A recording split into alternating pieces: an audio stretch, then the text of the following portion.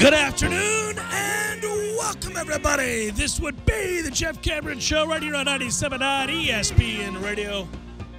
A fine Balls McWednesday to you and yours. I'm Jeff, that's Tom. We're online, ESPNTallahassee.com. That's where you go to listen live via the streaming free. Always, don't miss anything. Hey, if you do, it's all right.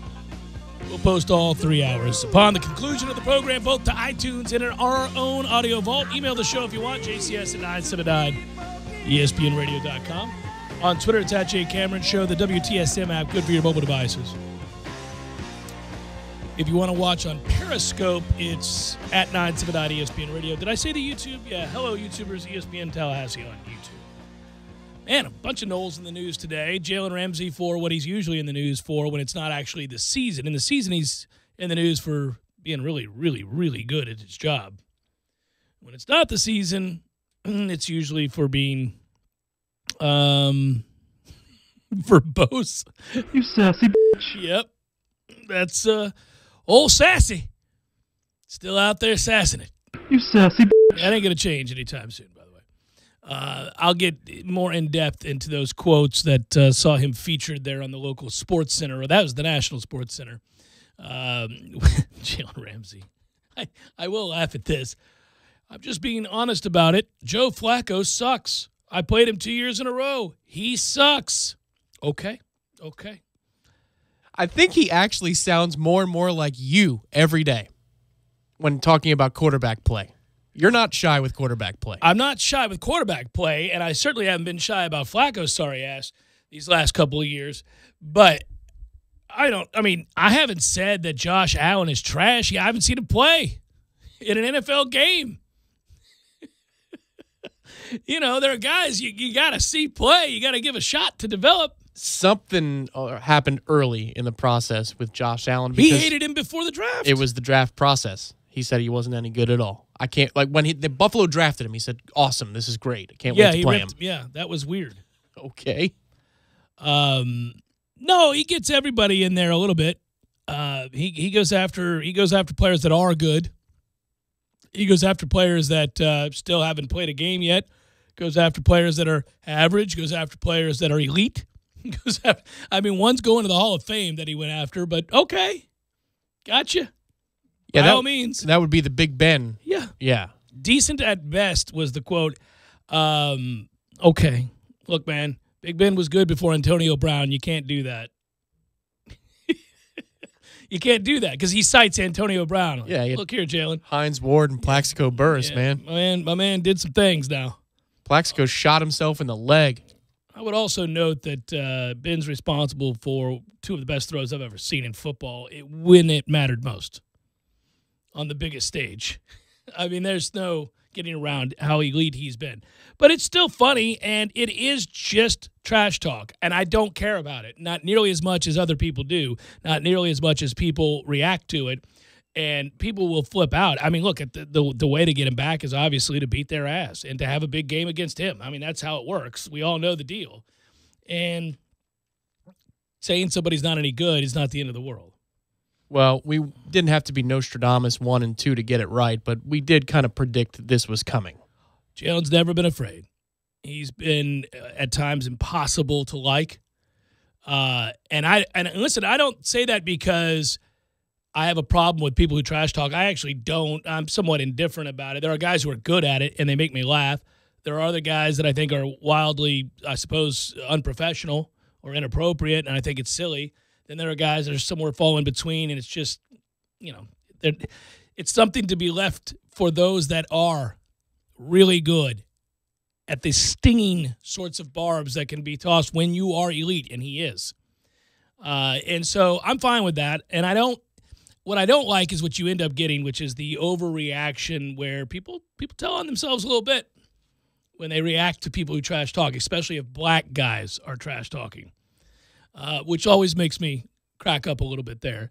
But that said, I think while we were right and we knew that Jalen would be a great player in the league, that was, as you noted, very easy to tell since he was great here. People just stopped throwing his direction here. I mean, you would get rival fans citing numbers and how he didn't put up numbers and where are the tackles and the interceptions and where are all these great numbers if he's so good. And I would always say it's precisely because he's so good that those numbers aren't there. Nobody throws his way. Yeah, it's the argument against Xavier Rhodes that we would counter very simply and say, I don't remember seeing 27 have to defend a pass, really, between 2 or 3 games at a time. And he's become, arguably, along with Jalen, the best corner in the league. Well, and it's the argument people are making for Levante Taylor entering this season is that, people didn't really try him. They didn't try that side of the field all that much last season. Well, and the film doesn't lie. That's the thing. Coaches can look at that and say, oh, we got a problem there. Our guy's not going to be able to get off the line of scrimmage or get open and separate from him. They're not going to win jump balls from him. He's too big, too long, too strong, too fast.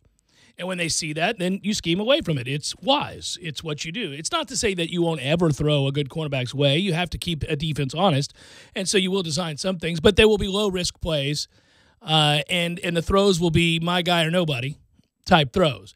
And that's fine. But the numbers then aren't forthcoming. When you're an elite player and people just won't go your way, you're not going to have the numbers. And he established that very quickly. I think it was the second week of practice in Jacksonville when you talk to the people covering that team, and we do know a couple that do, he was already impacting the veterans. The veterans were the ones oohing and awing with every hit, every play, every coverage, every deflection.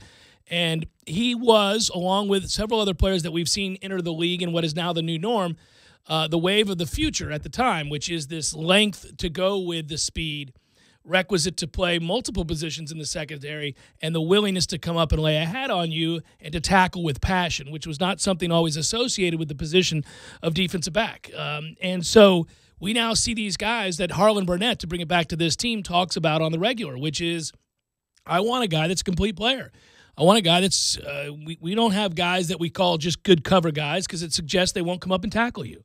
We don't have guys that are just good against the run because it suggests they can't cover. We want guys that could do the whole thing and have the whole package. And frankly, the modern secondary player coming up is this guy that we described as a hybrid just 7 to 10 years ago. Now the players that you see lauded as potential first-round picks as a defensive back can all do this. Maybe not as well as Jalen is currently doing it, but all have to have that ability. Yeah, Stanford Samuels is the best option if you're looking for that prototype, right, in our secondary, because he is a very big 6'1". He's got the pretty much ranginess. 6'2", yeah. Right, he's got the rangy ability to reach, block a pass, bat a pass down if he needs to. When we talked about it at the old place of employment, it was the development of Antonio Gates and Tony Gonzalez and everybody who came after him, Jimmy Graham being a good example. You need somebody who is big enough to defend, somebody who can operate over the slot and be an absolute mismatch. But then you also need the type of defender who can be as agile as a Wes Welker was when he emerged. And those corners just didn't really exist unless you were running zone schemes. But now you have corners who are athletic enough because the money's there. If you can be Jalen Ramsey, my God, it's a payday for you. If you could be Cam Chancellor or maybe what Derwin James is going to be in L.A. for the Chargers, they're certainly hoping that's the case. That's what they hope. But everybody is looking for the 6'1" to 6'3" defensive back who can play all over the field, and you're going to get a hell of a lot more money than just a wide receiver number 2 who could go for 1,000 yards year to year. Those guys are more of a dime a dozen than the defensive backs lining up across from them. Yeah, and another practice, by the way, down south, Bradenton, IMG again today, and I did smile. I'm showing my age that the updates I like have less to do currently with players and their performances in a given, in a singular practice, let's say, but rather the one that Ira just posted a while back about seeing Coach Willie Taggart's mom out there today and being the highlight of the practice, videoing her son and the receivers and others as he coaches, and that was part of it. He talked about it in terms of going back home, how much fun it was going to be to reconnect. Of course it is. Practices have gone well by all accounts. Everybody that's covering this now seems to say the energy is there, the pace is there. We are here, obviously, so I can't give you the relay as to what we saw down there because we did not. But what we watch is the same video you watch and talk to the people that write those articles, and all have reported, and I've talked to several people that are down there, say that it's a step up as it ought to be, as we figured it would be, removed from that first kind of introductory week, if you will. They're stepping it up. I mean, it's almost go time now.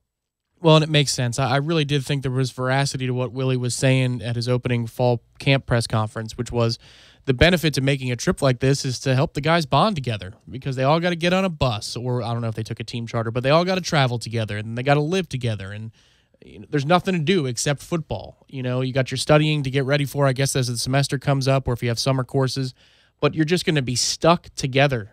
Not your friends, not your crew in Tallahassee. You're not going out on a Friday or whatever it is. You guys are stuck together. And so you better learn to like each other or find something in common so you can play for each other.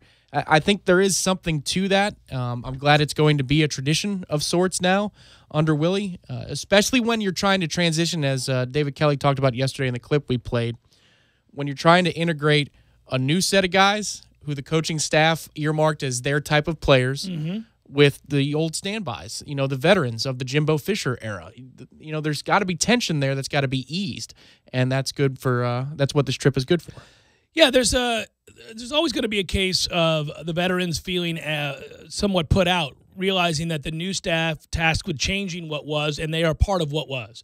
So you are concerned then that you're not going to get a fair shake, and so you have that tension that's introduced just by the avenue of change, and that's going to happen. And the new guys feeling like they were tabbed by this new group, so they're part of the wave. And the uneasiness then of the veterans and the youth and where they were recruited and by whom.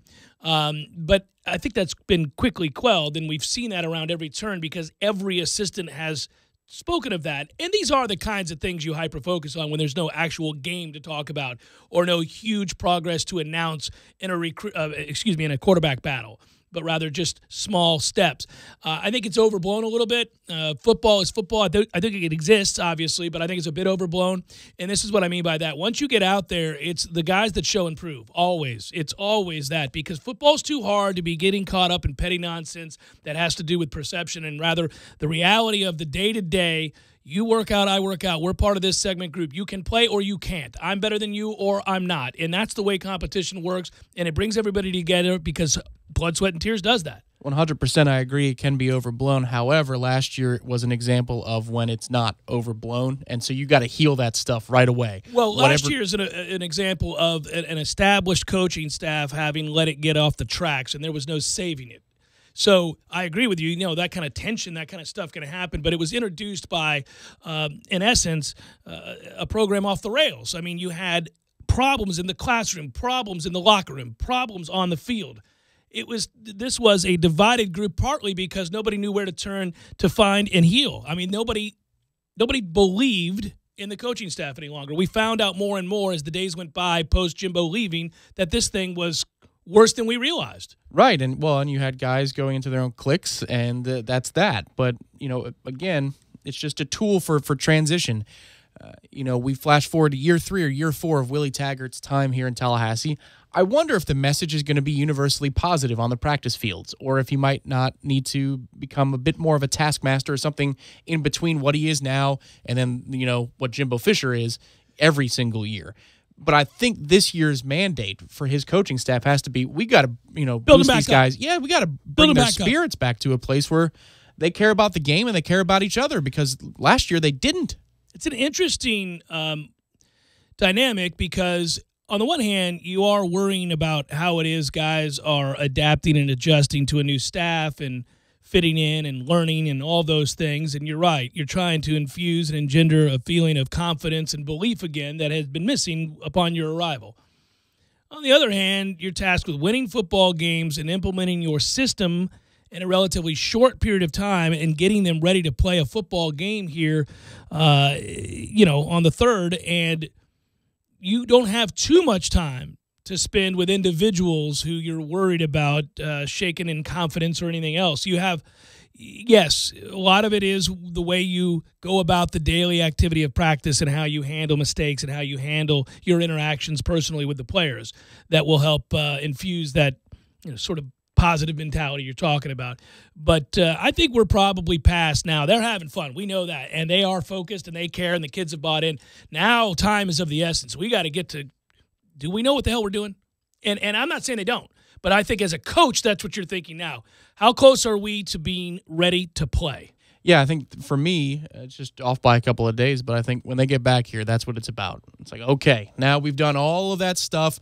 We put a bookend on the transition, and now it's about we got to get ready for Virginia Tech. We got to focus on an opponent, guys. We can't focus on what the program's about, what the culture's about. You good? Because I'm good. Now let's move on. And hopefully we'll have some answers for position groups as we get back here to Tallahassee. Well, and I was going to tell you, that's exactly what that means. In fact, let's speak on that in a moment, what it means when they come back and when we start really with media day, fan day, all that good stuff this week, and moving forward from there, what you have. And I think, well, I'll tell you what I think when we come back about the announcement at quarterback. Jeff Cameron Show, 97.9 ESPN Radio.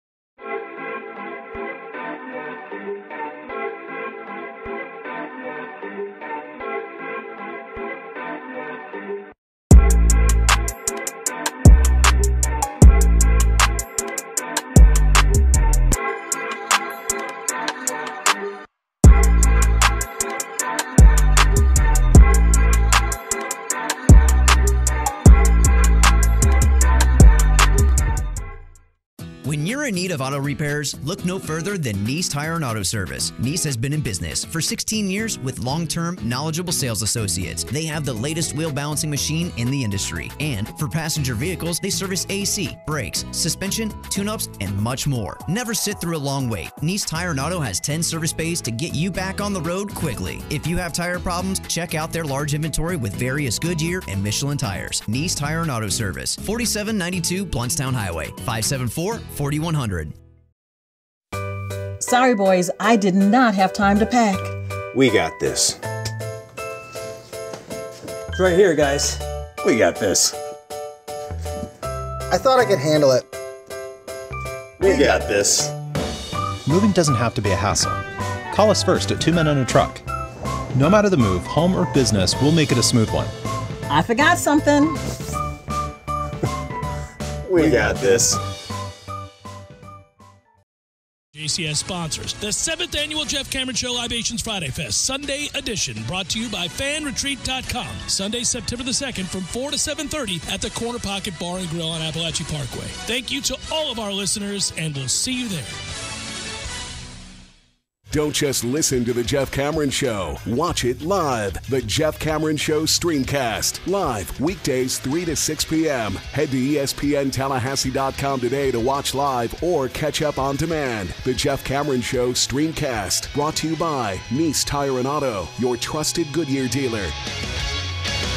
Nice Tire and Auto, just minutes away from FSU campus. Defend your vehicle from harmful elements and restore shine with Armor All Original Protectant. For a limited time, O'Reilly Auto Parts has a great deal on a 16-ounce bottle of Armor All Protectant for $4.99. Renew, revitalize, and protect your vehicle with Armor All Protectant. O'Reilly Auto Parts. Better prices every day. O'Reilly Auto Parts. You knew the risks when you decided to drive drunk. There could be a crash. People could get hurt or killed. But that didn't stop you, did it? You knew you could get arrested. You could incur huge legal expenses, and you could possibly even lose your job. You were well aware of the consequences of driving drunk. But one thing's for sure. You were wrong when you said it was no big deal. Drive sober or get pulled over. This message brought to you by NHTSA.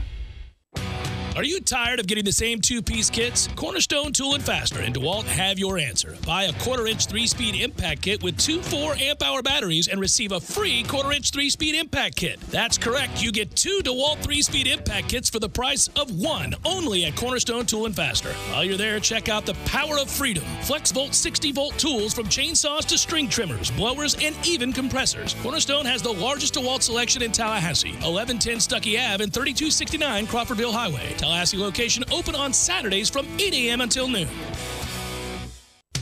Fonville Lewis Messer McConaughey sponsors Braves baseball so that all of you can enjoy the action. Ever since the days of Hank Aaron and Dale Murphy, we've been Tallahassee's home run hitting law firm. And because we don't get paid unless we win, we want to win every case as much as Chipper Jones wanted to win every game. So when you're injured, don't just trust any law firm to handle your case. Make the call to the bullpen for a trusted closer. To see our stats on the back of our baseball card, visit wrongfullyinjured.com. Fonville Lewis Messer McConaughey. Personal injury law is all we do.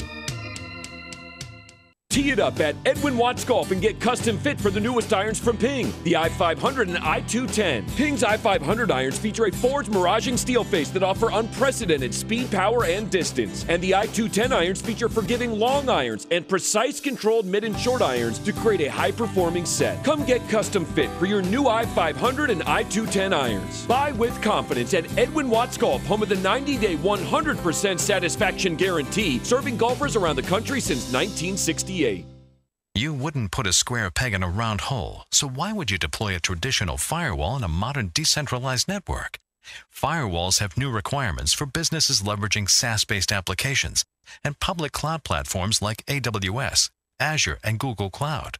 We're in the cloud generation now, so your firewalls have to be engineered to fit right in.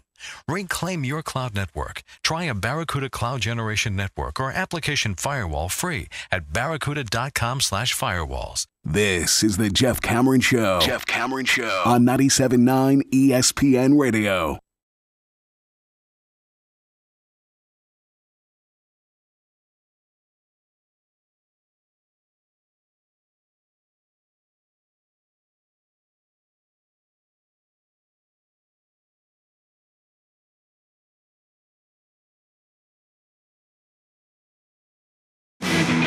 You know, I don't know which clock you look at for your countdown, or if you have the one. I had mine on the computer for months, counting down the days to the start of college football season.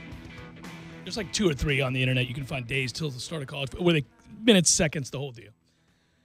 And when I looked at it this morning, it just sits in the backdrop. That's all it is. I mean, maybe I'm a little obsessed with this, but it's here it is.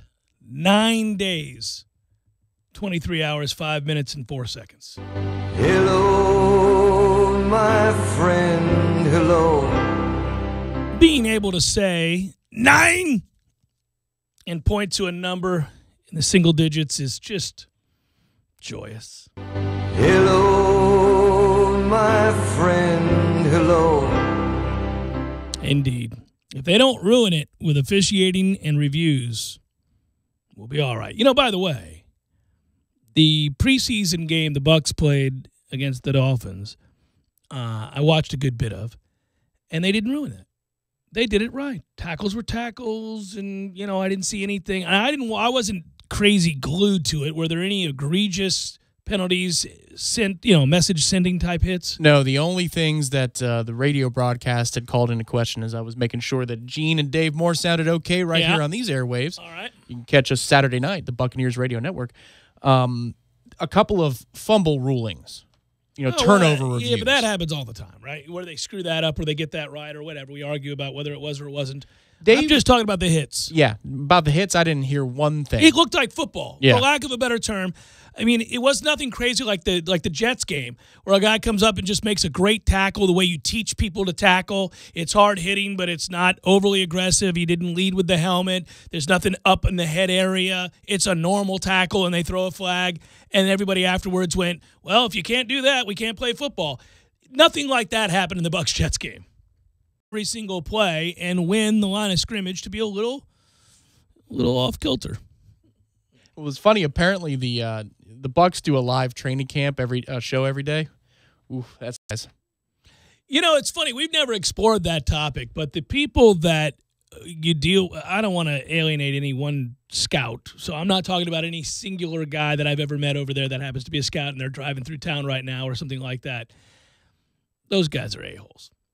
All of them. 99.9% of the people that scout for a team in the National Football League are a-holes. I've just never met a guy that wasn't really full of himself. And I've always thought, that's a tough way to make a living. Yeah. I don't think you're high up on the totem pole there, my man. You're driving to Tallahassee. They don't have pads on. You're here for like an hour, and you're getting back in the car to go down to some other place and then to some other place the day after that. You're away from your family 20 straight days. You're working all day, staying in a hotel, turning around, doing it again. No. Yeah, I think that's where they kind of pass on their misery to the others. It's kind of like a rent-a-cop. Let Steve scout him. It's like a rent-a-cop. Like they're always the ones that are a little overly aggressive, and it's like, sir, you're not quite a cop. I mean, are we really going to yell every word? I mean, come on. Is that necessary? All right, I'll throw the beer away. This is not a big. I got it, man. I have respect for law enforcement, quote unquote. Yeah, when you're talking to a rent-a-cop. Yeah, no, I know. It's a Saturday outside of Doak, sir. I'm not yelling. I'm not being abrasive. Forgive me. I'll put this in the trash can. Right. But that's the deal. Like the guys that are the scouts, they take it. NFL personnel only. I will also note that for whatever reason, part of being an NFL scout is this law. Maybe it's unwritten. Maybe it is written secretly. We don't know about it. That you have to wear a shirt that is 2 sizes too small. Yeah, that's true. Of the team. It's the team shirt, the coach's shirt, if you will, and it is always entirely too small. There was one guy, though, I think it was a Dolphins scout last week. And he was head to toe in Dolphins gear, my friend. Right. He had the aqua hat, the shirt to go. But he had long sleeve aqua underneath the polo shirt. And yeah. Dude. I was okay. I mean, it is 11:30 a.m. in Tallahassee in August. Again, all right.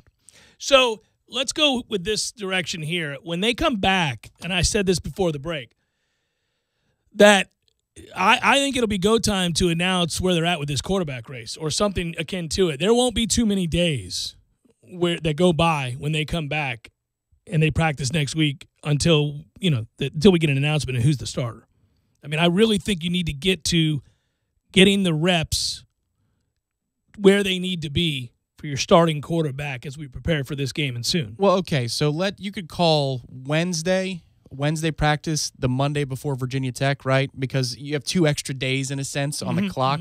So that would maybe be the cutoff. Would you like, as a fan and as an analyst here, would you like to have a full extra week before game week with your number 1 starter? It's a new offense, and I want that person to be really comfortable running it before we go out onto the field. Game day atmosphere with adrenaline at night, nation watching, whole deal. I'd like a little extra time. I want to know who's my guy. I want to get him as mentally and physically prepared as possible with this game plan and what we're trying to do.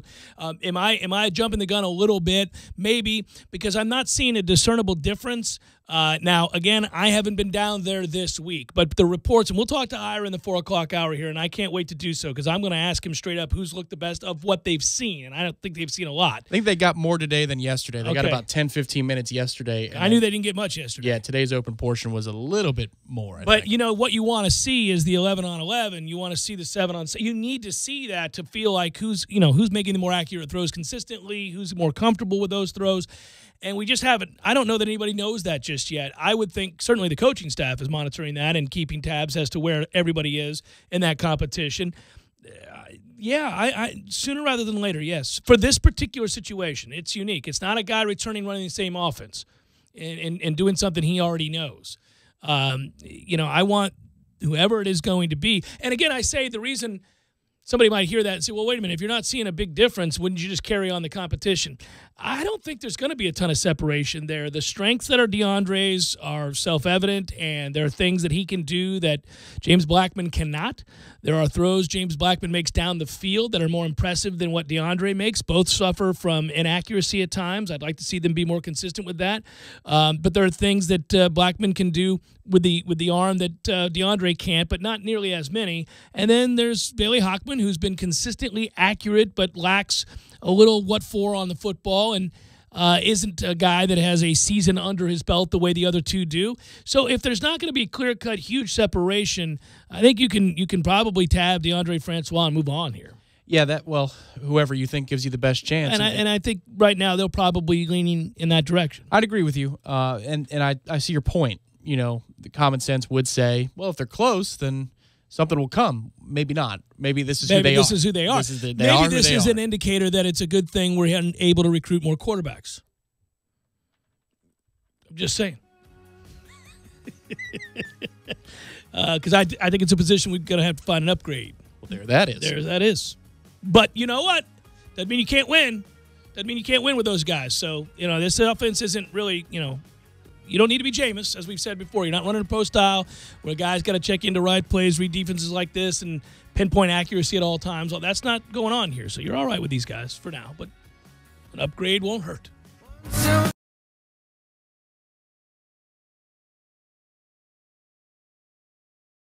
When you're in need of auto repairs, look no further than Nice Tire and Auto Service. Nice has been in business for 16 years with long-term, knowledgeable sales associates. They have the latest wheel balancing machine in the industry. And for passenger vehicles, they service AC, brakes, suspension, tune-ups, and much more. Never sit through a long wait. Nice Tire and Auto has 10 service bays to get you back on the road quickly. If you have tire problems, check out their large inventory with various Goodyear and Michelin tires. Nice Tire and Auto Service, 4792 Bluntstown Highway, 574-4100. Sorry, boys, I did not have time to pack. We got this. It's right here, guys. We got this. I thought I could handle it. We got this. Moving doesn't have to be a hassle. Call us first at 2 Men and a Truck. No matter the move, home or business, we'll make it a smooth one. I forgot something. We got this.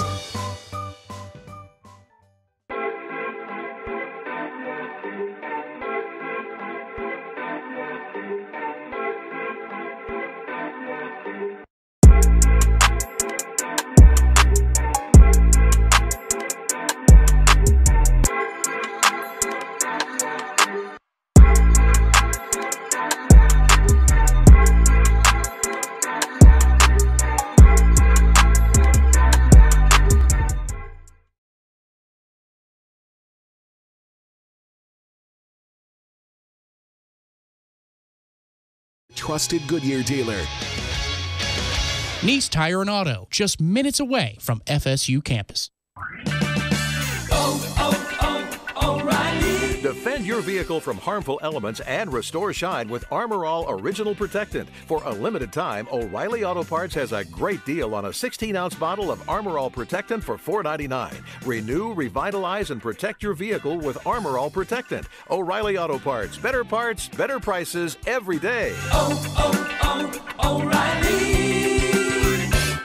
O'Reilly Auto Parts. We know at Deer Camp, shaving is overrated. There's no right answer to how many days you can go without a shower. And you can't count on truth, but you can count on snoring. We know the great outdoors. We love the great outdoors. Bass Pro Shops and Cabela's bring you the Fall Hunting Classic, offering the best deals, gear, and special events to keep our tradition of conservation going strong. Visit BassPro.com and Cabela's.com for more information. My number 2 does not look like a number 2. I don't know what to call it. Is there a number 3? Table for 4, please. Anything close to the restroom. A middle seat with these stomach problems? That's my fear of flying. Sound like you? If it does, you could be one of the many people with a digestive condition called exocrine pancreatic insufficiency, or EPI. Even if you don't know what EPI is, you might know the symptoms. Frequent diarrhea, gas, bloating, stomach pain.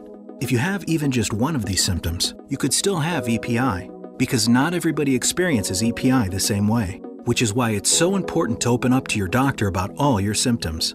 And the good news is, EPI is manageable, so don't keep a lid on it. Go to identifyepi.com, complete the symptom checker, and use it to have a conversation with your doctor. Don't keep a lid on it. Visit identifyepi.com. Brought to you by AbbVie.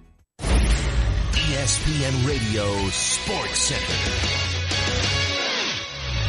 I'm Doug Brown. Jaguars defensive back Jalen Ramsey took some verbal shots at a number of NFL quarterbacks in an interview with GQ. Ramsey says Matt Ryan of the Falcons is just a product of the offensive system and overrated. Ramsey also called Bills rookie Josh Allen trash and said he never beat a big school while he played at Wyoming. Seahawks rookie running back Rashad Penny has a broken finger. He got hurt Monday in practice. He's having surgery today, but should be ready for the season opener. Penny was taken in the first round of the draft. out of San Diego State. After the heat-stroke death of offensive lineman Jordan McNair, the University of Maryland will accept legal and moral responsibility for mistakes that were made. ESPN's Paul Feinbaum says that should include firing the head coach. What we have seen and what the president expressed yesterday was the correct thing to say at this point in time. This is an outrageous miscarriage of justice, and there is simply no way to allow DJ Durkin to remain as the head football coach. This is his program. These are his hires. He brought these individuals in to change the culture, and this is the result. Therefore, he should be held accountable. Paul Feinbaum on Golick and Wingo. Maryland assistant AD for sports performance Rick Court has resigned. Former Angels minor league pitcher Aaron Cox, who's the brother-in-law of Mike Trout, died today. So far, no word on the cause of death. Cox was 24 years old and retired from baseball just last week. Last year, he was suspended for 50 games after testing positive for Ritalin. Braves right-hander Brandon McCarthy hopes to pitch again this season, but he'll retire after the season, ending a 13-year career. Broadcasting live from the AmeriGas Propane Studios in the capital city of Tallahassee. This is the Jeff Cameron Show, brought to you by Cornerstone Tool and Fastener on 97.9 ESPN Radio.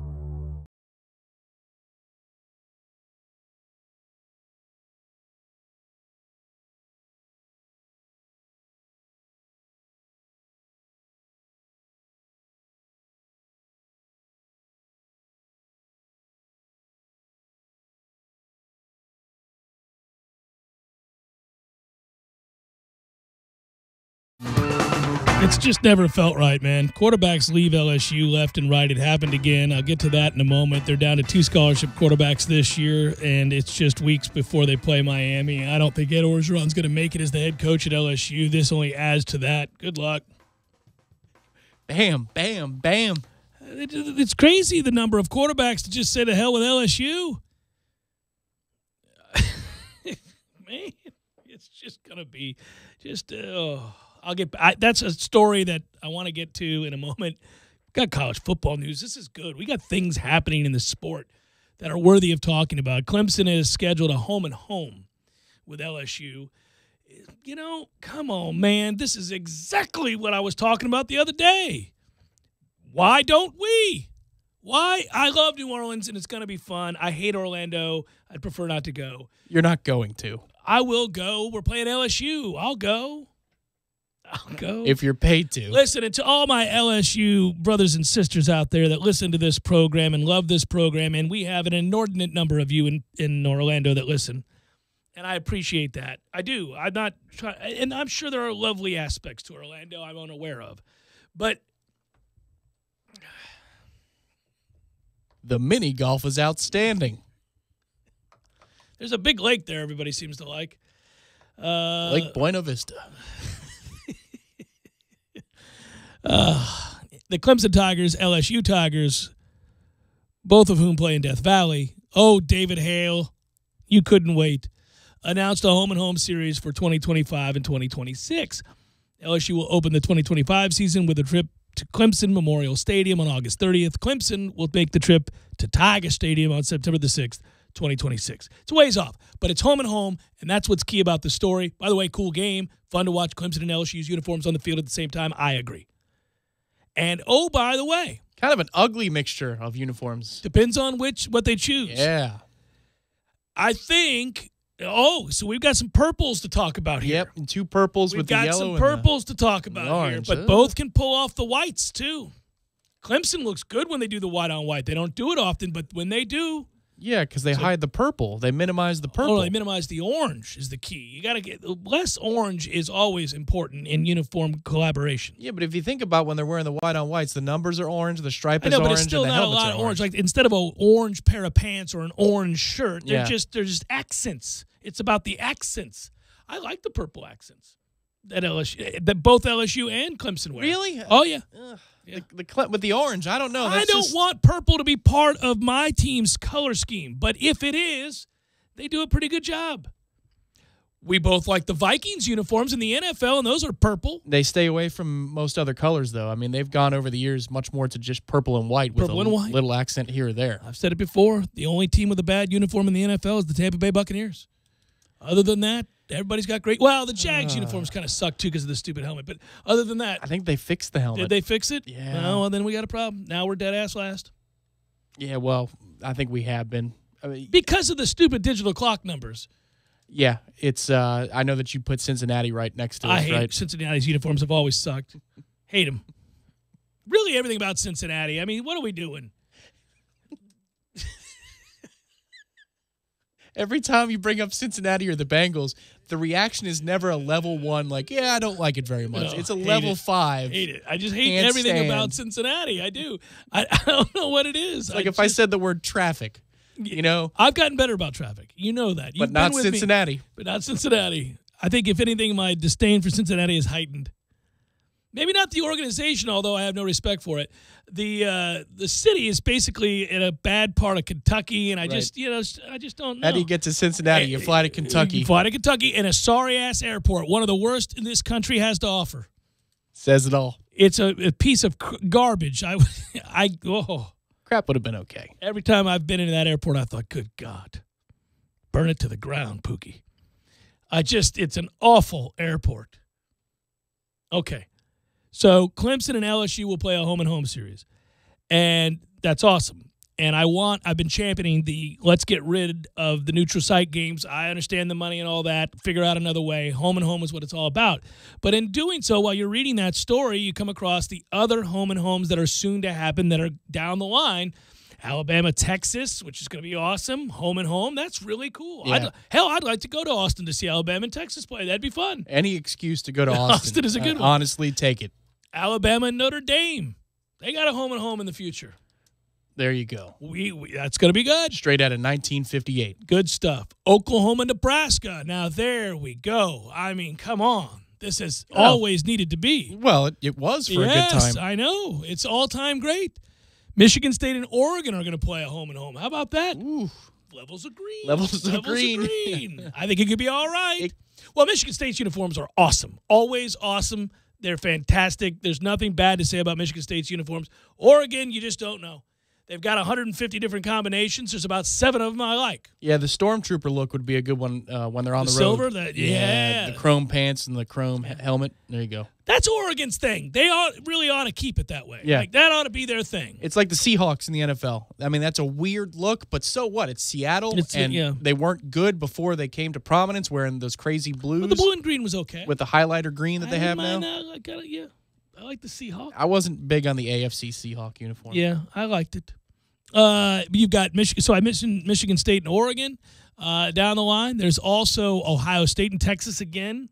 They've done that before, but I like Ohio State and Texas. It's kind of a cool look. Ohio State and Washington in 2024 and 2020. Yeah. Okay. Now that's a good clash. Yeah, that's a good clash right there. That one stands out, doesn't it? Washington and Michigan is supposed to do it too.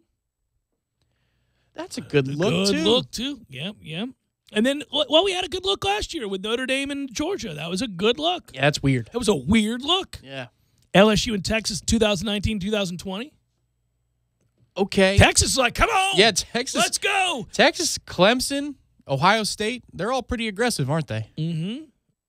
That's going to be fun. Ohio State, Texas is interesting. That is interesting. It's like the BCS title that never happened. The Washington-Ohio State one is the one that I think of all the ones we're talking about here where you go, well, that's all right. Well, we bash Ohio State a lot, but the silver really helps bring out the scarlet color, right? I mean, it's very rich looking, very regal. And so is the purple of Washington. So it's Beautiful. almost like two houses, in the court. They've gone to war. I got to tell you, Florida State, Washington would be something. The more I think about that, the more I like it. And I want that to happen. Let's do a home and home with Florida State and Washington. If the home uniforms get tightened up. I'm okay with the roadies out in Washington. We're reaching a breaking point, aren't we, with this? It's over. It's Your frustration regarding the uniform is akin to my feeling about Cincinnati, both the city, the team, the organization, and the airport. You are at that place with this uniform problem. And one of the reasons why is the same reason we all feel it. And it causes me to curse in a way I can't on the air here. I say my thing. I go, you know what I do. Dadgummit. Dadgummit. Why in the world can't we just wear those kick-ass practice uniforms I see every day? That white with that garnet, stunningly beautiful. It is. It ought not be the case that when you look at your practice uniforms, you think those are the best uniforms in college football because there are practice jerseys. But damn, are they beautiful. Yeah, I saw yet another photo of our road uniforms from the 13 season. And those in the homes, man, those were the ones I do like the road uniforms now. I do too. I think they're beautiful. They're fine as an alternate. I think we should go back to the ones from 13 as the standard. I have changed my stance on this. I won't on the logo. The logo's better. But the home uniform needs to just get thrown in the trash. I'm sorry. Can't do it. I can't do it, man. Those gold numbers look ridiculous. You should never have gold numbers. That's always been dumb. We expressed our concerns about this back when it was going on. Yes, the home uniform was always an issue. It always looked like Boston College. Always. You got to have the white numbers if you're going to do that. Mm-hmm. And at that point, you should probably scrap the shoulder stuff, too. Because if that's going to be gold. I like the shoulder stuff. If that's going to be gold with the numbers white, what are we doing here? You can wear well, we got to talk about this. I kind of like the things on the. I'm fine with that on the roadies or as an alternate. They're regal. They're beautiful on the road. They look good on the black ones, too. I really like the road uniform. I do. I like that white is. You don't like the black uniforms? It's okay.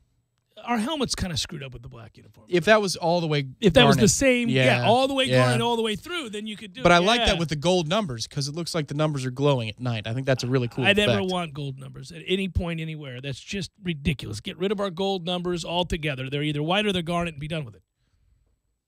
Interesting. There's layers to this. So we agree all the way on the white uniforms. They're beautiful. Once they change the numbers there, because remember, I mean, their first pitch was that those were gold numbers. And TV cameras couldn't see them. And they looked stupid. It wasn't even the right color gold. Well, neither was the helmet. No, and those helmets were bubbly and fat. And weren't they the weirdest looking things? They look like, the great Gazoo. I remember, and I miss him, I remember having the conversations with Bunk Bonasort. And he was kind enough to invite me over when the uniform combinations had yet to be introduced. And I sat in his office. He and I, there we were, going over. This is a true story. Yeah, they gave you some information, right? They gave me a lot of information. That's right, yeah. And I looked at those uniforms, and we talked about them. And I'm not the guy that gets the final say or anything like that, but we were just talking about combinations, things like that. I was not privy to the gold numbers there, man. That was not laid out before me. The gold numbers weren't? I don't think so. Remember when I came back here, we talked all about this? You liked him in the beginning. No, I didn't. Yeah, you did. The gold numbers? No, not the gold numbers. The uniforms. You like the uniforms. I still like some of the uniform.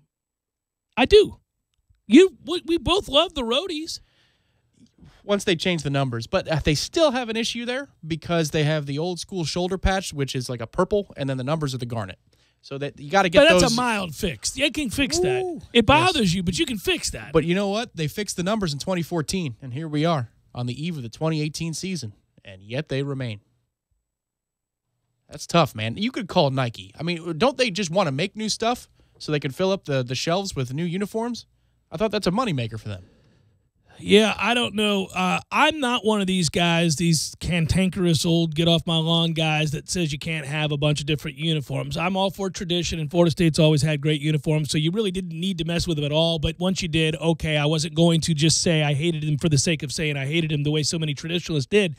And I like the new logo, too, which is the logo. But I do think that it's almost universally agreed upon by Florida State faithful that the practice uniform is the one. Yeah, we all love that uniform. Yes. What's so damn hard about that? That's the one we all agree on. Yeah. Like, you and I can sit here and have slight differences. Well, I want to do this. Well, I don't mind that. Okay, you can have the gold here, but not here. We all get into that. But we all look at those practice uniforms and go, damn, look at those. There is something about the garnet on the white practice uniforms, that number, that glows. It's better. It's a better garnet. It's like a better look altogether. It looks like a jewel almost. It's just gorgeous in the sunlight. Oh, my goodness. I could just stare at it for hours. Yeah, I want one. I wouldn't even wear it. It's so beautiful. We'd put it up Hang on the it up wall. on the wall. And admire it daily. Okay, fellas, over there at Athletics, let's go. Number 79 for Pop Stargell. Or he was number 8. Yeah, but you 79 want the year is, for the yeah. 79 Pirates? Yeah. Okay, well, but we can make it a Seminole, too. I mean, it could be whatever you want. I mean, it could be Marvin Jones. It could be whoever, but I want right up there. 28. I'll put it next to the spear. A little 28 action. That would look sick. I want a linebacker. I don't want a running back. Unless it's Greg Jones. I want a good human being. I want 28. Well, Greg Jones is not a bad human being. The work done is exceptional. Well, yeah, we could do Derek Brooks. Little 10? Well, from here, yeah. Yeah. You don't want his pro number that we could do a mix and match? Ooh. Well, I mean, then you get 55. Then you get what you want. You get some shade tree. Shade tree. 55 it is. So we want the double nickel. We want the practice jersey in here. We'll put it next to the spear. We want 55. Let's get it on. Let's make it happen. 55 JCS. There it is. Oh, man. It's Jeff Cameron Show, 97.9 ESPN Radio.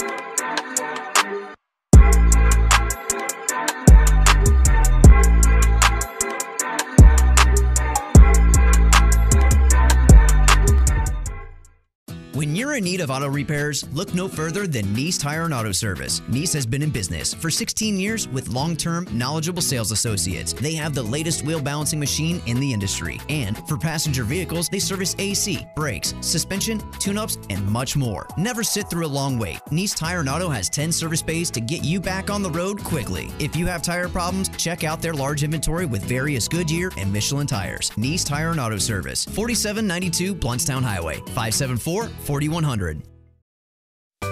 Sorry, boys, I did not have time to pack. We got this. It's right here, guys. We got this. I thought I could handle it. We got this. Moving doesn't have to be a hassle. Call us first at 2 Men and a Truck. No matter the move, home or business, we'll make it a smooth one. I forgot something. We got this.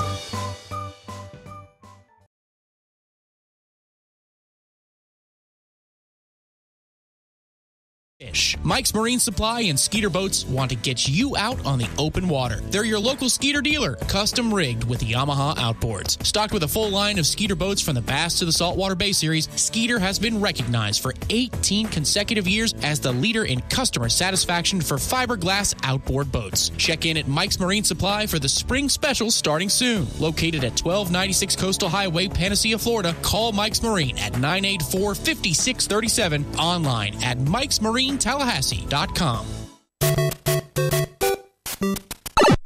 Games for Less, the only locally owned and operated gaming store in town, has Tallahassee's largest selection of new and used video games and game systems. The future of video gaming is at Games for Less, where they have both the PS4 and Xbox One. It's time to trade in your old systems and elevate your gaming experience now. Games for Less is also your headquarters for the best in retro gaming. Atari 2600, original Nintendo, Super NES, or Sega Genesis, you name it. They got it at Games for Less. Games for Less, the Super Walmart Shopping Center on Appalachia Parkway. Give them a call today at 850-219-3535. That's Games for Less.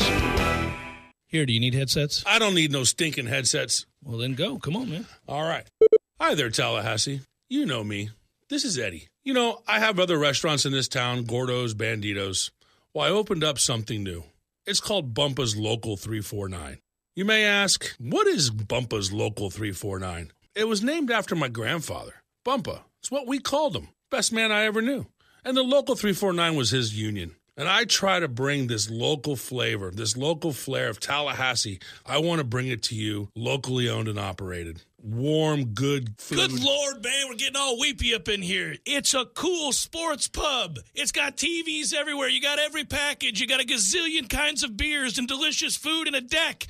We don't need to weep up in here. Come on, Eddie. And we have 16 local Florida taps. Great craft beer just for you. And the best bologna sandwich you'll ever eat. It's like you just won the lotto. As Bumpa said, no matter how you cut it, it's still bologna. Bumpa's Local, 349-2738, Capitol Circle, Northeast. Is your car's AC keeping you cool? With Tallahassee's summer season here to stay, stop in now to any auto and tire super service center and take advantage of their $69 AC recharge special. That's right. Visit any auto and tire super service center and recharge your car's AC for just $69, keeping you and your family cool all summer long. Visit any of their 5 auto and tire super service centers, locally owned and operated for nearly 40 years. Are you ready to experience an awesome fishing expedition? Sea Quarters Marina is home to several great charter services. All charters are customized based upon the types of fishing opportunities available and the type of fishing the customer requests. The Northwest Gulf Coast offers a variety of different angling adventures thanks to unspoiled back county islands and crystal clear flats. For more information regarding charters, call Sea Quarters Marina at 697-8400 or online at seaquartersmarina.com. We know at Deer Camp, shaving is overrated. There's no right answer to how many days you can go without a shower. And you can't count on truth, but you can count on snoring. We know the great outdoors. We love the great outdoors. Bass Pro Shops and Cabela's bring you the Fall Hunting Classic, offering the best deals, gear, and special events to keep our tradition of conservation going strong. Visit BassPro.com and Cabela's.com for more information. Driving every day from the AmeriGas studios in the capital city of Tallahassee, this is 97.9 ESPN Radio, WTSM, Woodville, Thomasville, Tallahassee. ESPN Radio Sports Center. I'm Doug Brown. Jaguars defensive back Jalen Ramsey took some verbal shots at a number of NFL quarterbacks in an interview with GQ. Ramsey says Matt Ryan of the Falcons is just a product of the offensive system and overrated. Ramsey also called Bills rookie Josh Allen trash and said he never beat a big school while he played at Wyoming. Seahawks rookie running back Rashad Penny has a broken finger.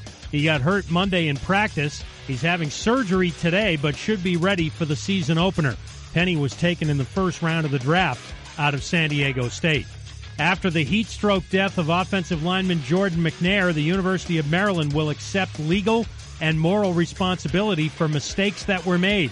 ESPN's Paul Feinbaum says that should include firing the head coach. What we have seen and what the president expressed yesterday was the correct thing to say at this point in time.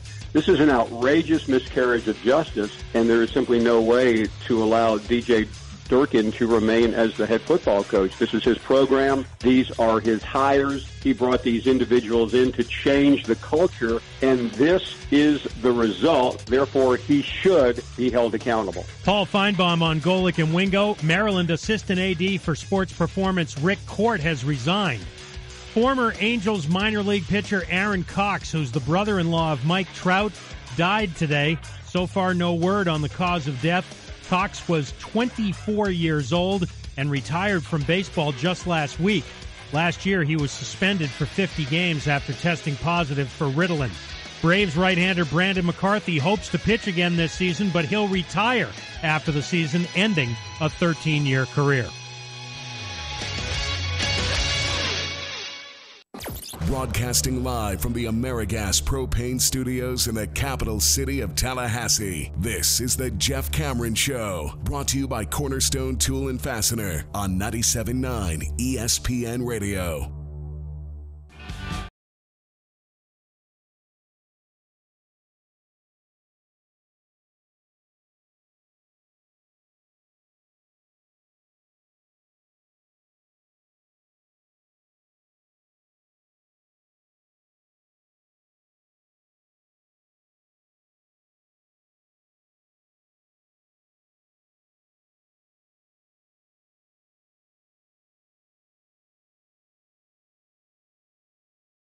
Hour number 2, Jeff Cameron Show, 97.9 ESPN Radio. Hello. Good Balls, but Wednesday to you and yours. Let's get caught up. Let's catch up with my man, Ira Shafel, warchant.com, of course, the website. He's been covering it down in Bradenton. Hello, Ira. How are you, buddy? I'm good, Jeff. How are you? I want information. I haven't been able to see nothing. I know you're going to inform me that the quarterback race is all but over and the winner is. I wish, man. I'm not, to be honest with you, like, you know, when we watch them at practice, like everybody's trying to get any little detail, like, okay, who went first and who got this rep and who got to talk to Willie and who got to, and it's just like today I'm kind of like, you know what, I'm kind of I might be over that. I'm just gonna kind of wait and see how this thing plays out. We're all kind of suffering a little bit from the fact that we got so much right from the beginning. The access has been so much better. Now, it's still limited, of course, but because there was a lot of access and we could talk to assistant coaches and we could talk to players and we could see a lot of the practices, I think we got so much so early, we were kind of in heaven there for a while, but now it's hit a lull because there really hasn't been something of great significance to emerge from these practices yet. And that's not a bad thing. I mean, knock on wood, no great players gone down due to injury. Nobody other than Brian Burns has really wowed people to the point where you would talk about him on a daily basis. So there hasn't been much in the way to glean from these practices. Anything stand out down there in Bradenton this week to you? Nothing crazy, man. I do think that, obviously they'll scrimmage on Saturday, so that'll help a lot. I think that, that'll probably help sort some things out. I think that, one of the more interesting things to me is the fact that they've kind of, the different approach with the offensive line. With Rick Trickett, he was constantly shuffling guys around. I mean, every day it was a different starting five, and then he, moved guys from position to position, and one day their first team, the next day their second team, the next day their third team. Greg Frey pretty much has gone with the same five when they've been healthy for most of the whole preseason. The one exception, Cole Minshew, has been out for the last couple of days with, some sort of injury. I don't know if it's maybe the foot that's bothered him in the past, but he's been out. So Corey Martinez has been in with the starters. But other than that, the other four guys have been in those positions every single day. And so I think that's interesting. It's a different approach. I mean, the one positive to it is you have more continuity. The flip side, of course, is, you definitely want to be cross-training guys and getting guys different looks. And coaches will always say it's not about finding the five best linemen. It's about finding the five that work the best together. But it seems like Greg Frey really kind of knows the five he wants to go with. And that's probably been one of the only really things I've really been able to hone in on. Most everything else is a lot of guys rotating and a lot of guys just working on fundamentals, at least when we're out there. What did Harlan Barnett have to say today, and did you learn anything? Mark Schneider, those guys were made available to the media today. Did you glean anything from their comments? I think a couple of things on, I guess, small picture. Nobody ever says small picture. No, but we should start using it more often. I'm tired of big picture talk, Ira. Let's get to the small picture talk. So talking about individual players, I thought it was interesting. Everybody's trying to figure out exactly what's going on with Marvin Wilson and his status, and through practices, we'll see him do different drills and then sit out different drills, and it's kind of really hard to get a real good feel for what he's not comfortable doing, because some of the coming off the knee injury, you figure maybe it's they don't want to flex the knee too much, or certainly he's not doing contact yet, but he's been doing some drills where he really has to get that knee bend, and so it seems like he's doing those pretty well. But when Coach Barnett was asked about Marvin Wilson today and what he brings to the defense, he kind of made a comment about how much they're looking forward to getting him back. So again, that kind of gives you an idea that maybe it's not as imminent as maybe that means it could be later this week or next week, but it's certainly not yet. And then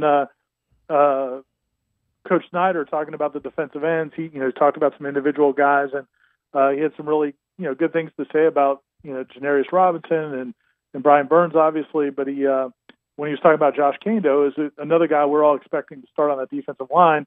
He did acknowledge he's rusty. He missed all of spring, and he doesn't quite have the same takeoff, or he's not as comfortable with his takeoff and things as they think he should be, or he feels he should be. So I thought that was kind of interesting. On a micro level, just a couple of those guys that really FSU fans are excited about two former 5-star guys that, maybe they'll be back next week or maybe they'll be back by the scrimmage, but just over 2 weeks left before the season starts, and they're still not back. Yeah, well, what that does is increase areas of concern for Florida State fans, I think, because the other position where there's an area of concern is linebacker. Who stood out at that particular position in the 2 weeks that we've been able to bring, watch practice, I should say? And really the linebacker's been probably, to me, the toughest position to get a feel for because that's one position where they are constantly rotating guys. And you may see, 3 guys out there. It looks like DeKalen Brooks definitely seems to be a starter, and Dontavius Jackson, I would think, would definitely be a starter. That third spot, I'm not exactly sure. It's going to be Leonard Warner or, who's going to be. Rice and Josh Brown. Emmett Rice, yeah, exactly. Yeah, there's a few different guys who are getting reps there, and Jaden Woodby, I guess could beat out DeKalen Brooks for that star position. We're not sure how that's all going to play out. So that's a position that's really hard to get a feel for. I will say that, I think they've all looked pretty good. During the today, they did those Knoll drill where it's kind of like the extended Oklahoma drill with 3 defenders and 3 blockers and a running back. And I saw Josh Brown make a nice play. I saw Emmett Rice make a nice play. I've seen Dontavius Jackson make nice plays. And, Dontavius he spoke to the media today, and also Coach Barnett talked about him, and one of the things they talked about, but he and Coach Snyder talked about, was him learning how to be able to, just control himself a little bit more and not get involved in a lot of the nonsense between plays, trash talking, getting emotional.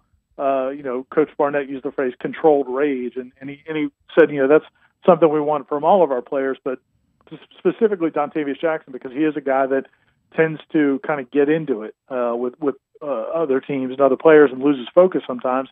But I think he's having a really good camp. I think to me, he's a guy that has a chance. We don't talk a ton about him, but I think he's got a chance to really have a nice season. But again, I think that Coach Barnett's right to focus in on that, because he does need to kind of, you don't want to say tone things down, but just be under more control. Well, he's a guy that fell into the doghouse under the previous regime and was not getting playing time after making a great impression his first year. And we all thought he had a chance to be a big-time player because he wasn't afraid to stick his head in there. He was physical, and he just had the makeup, you thought, of a guy that could emerge as he got more mature and bigger and all those things as a talented player. And it's good to hear he's having a good camp, because there is great uncertainty at that position. So it's good to hear that, that's coming around at this point. I think, would you agree, though, that outside of that, and that's a lot to take in, and we'll all be watching very carefully, but I do think that there's an area in which on that defense, the secondary, that we're going to see really outstanding play this year. I believe the secondary is both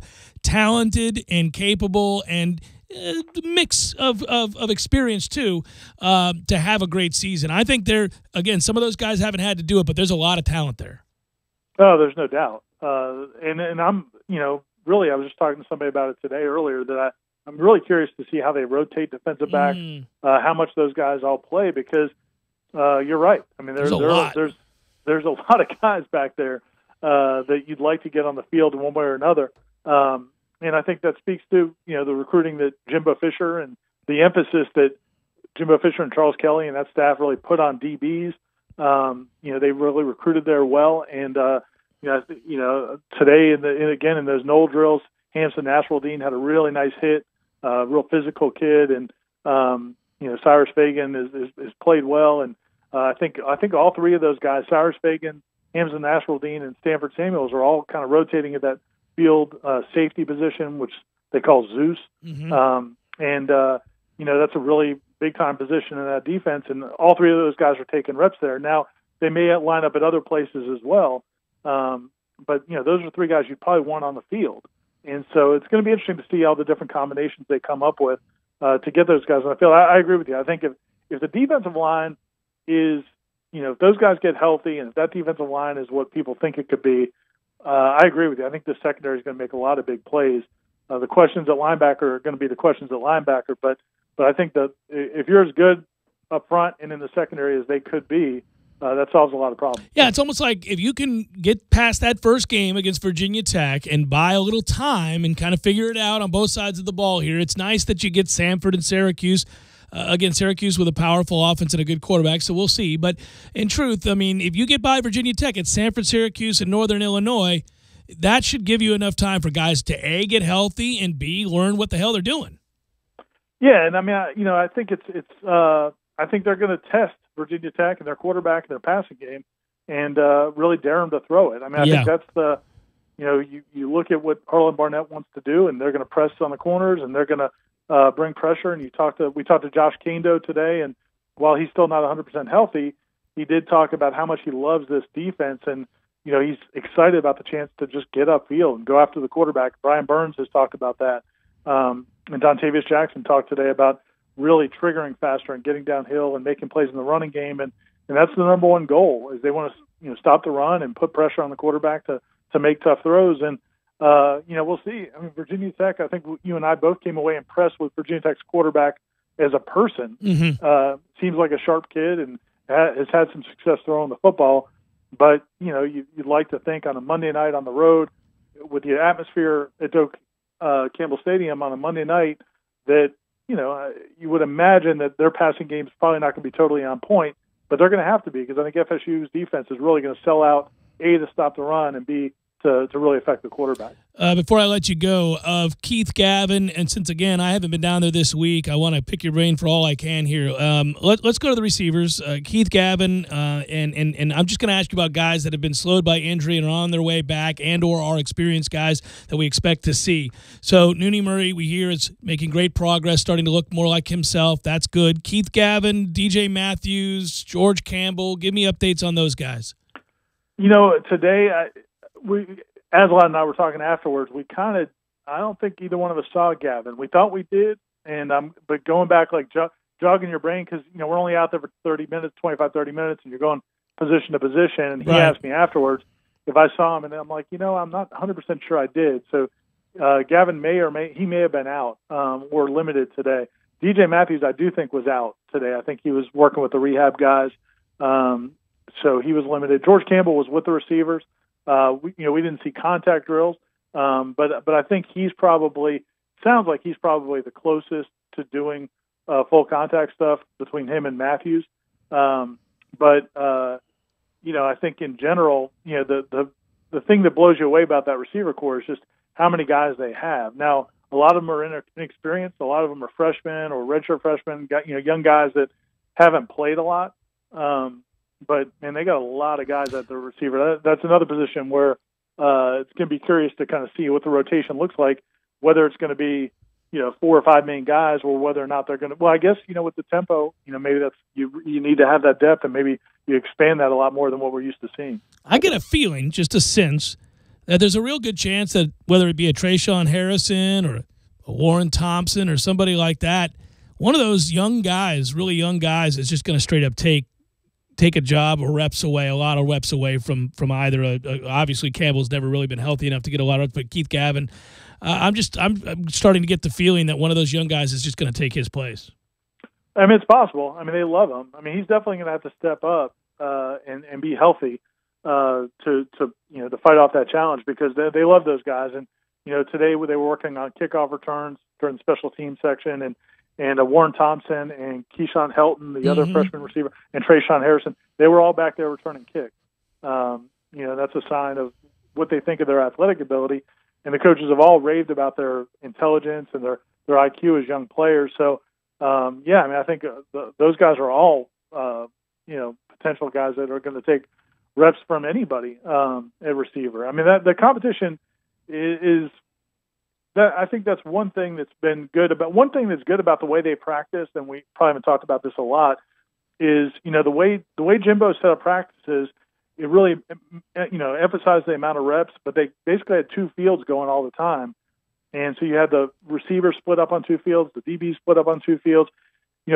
They pretty much have all the receivers together, the DBs together. They're going man to man, blow for blow. There's a lot more competition, I think, at these practices. And so because of that, I think you're seeing a lot of guys get reps, a lot of guys get opportunities, and I think that competition is only going to be good for the team.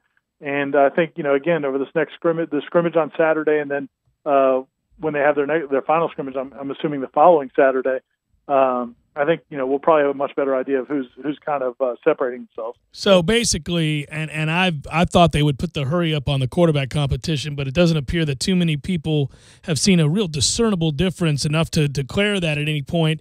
So it won't be after this first scrimmage. Then it's going to be, after the second scrimmage. You think for a quarterback?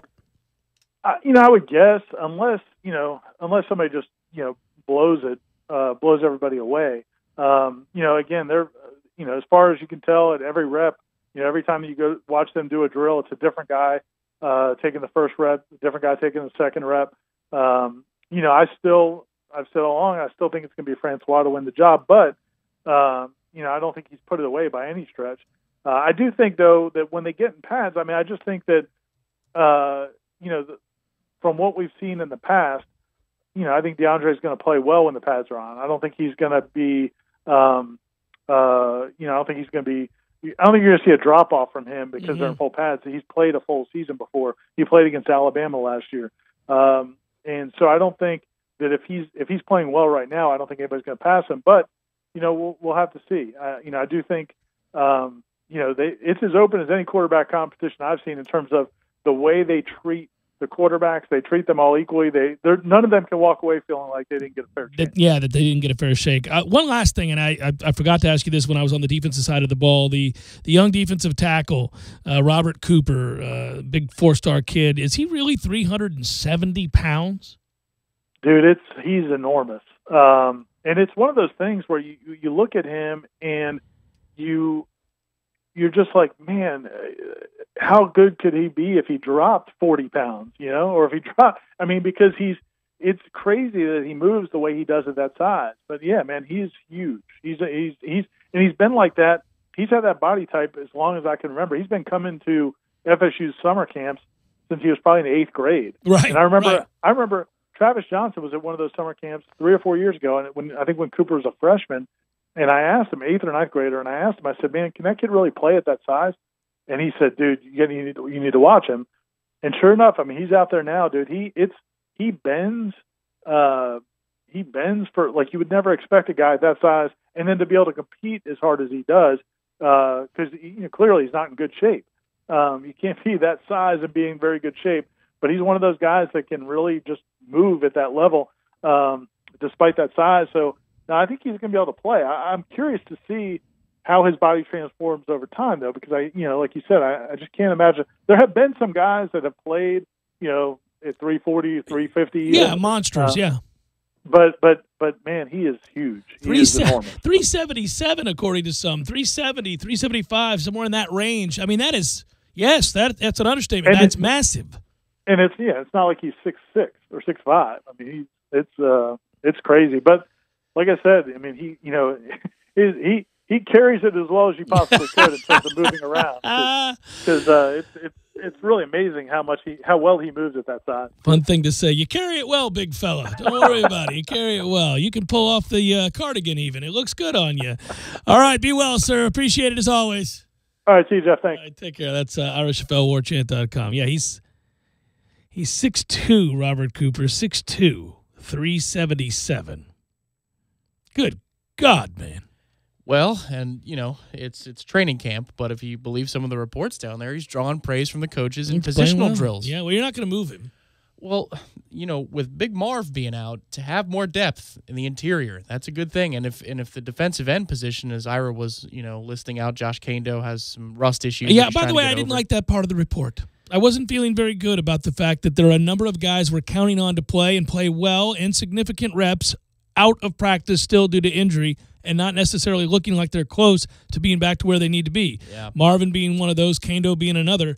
No, man. Right. So you need don't need to hear that. Or to give you 7. What? Anything. He even did on the inside. Yeah, he does. He was noted by his position coaches, by Jimbo. Could he be an X factor type to, while everybody's looking the way of 99 Burns, double teams are commanded, right, for a reason. So where else can you get pressure from? Yeah, I don't know, but I do know that I to a man, those players have all talked about liking what Harlan Burnett's telling them scheme-wise. I mean, we get to third, and you got leverage on third down. They're going to get after the passer somehow, some way. Well, on first and second down, they're going to challenge you to get ahead of the chains. Yeah, they're going to tell you you're not running the football today. Man, now every old school guy loves to hear that, and I am, because that's football. If you can't run the ball, you're going to lose. I mean, if we make you one-dimensional, this game is over. There's too many good athletes in that secondary for you to be chucking around the lot 50 times.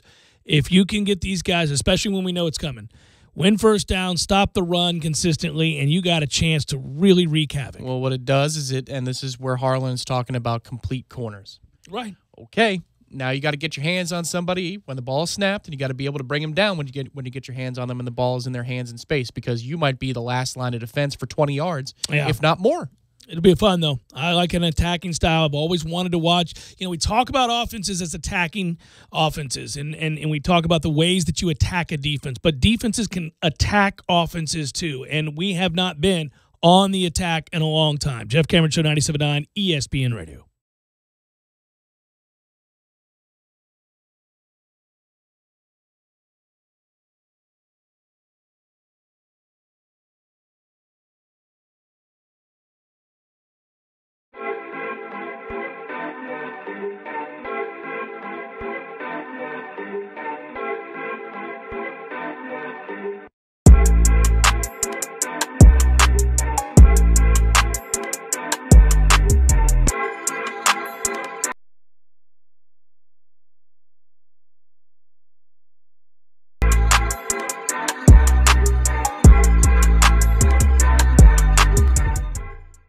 When you're in need of auto repairs, look no further than Nice Tire and Auto Service. Nice has been in business for 16 years with long-term, knowledgeable sales associates. They have the latest wheel balancing machine in the industry. And for passenger vehicles, they service AC, brakes, suspension, tune-ups, and much more. Never sit through a long wait. Nice Tire and Auto has 10 service bays to get you back on the road quickly. If you have tire problems, check out their large inventory with various Goodyear and Michelin tires. Nice Tire and Auto Service, 4792 Blountstown Highway, 574-4100. Sorry, boys, I did not have time to pack. We got this. It's right here, guys. We got this. I thought I could handle it. We got this. Moving doesn't have to be a hassle. Call us first at 2 Men and a Truck. No matter the move, home or business, we'll make it a smooth one. I forgot something. We got this.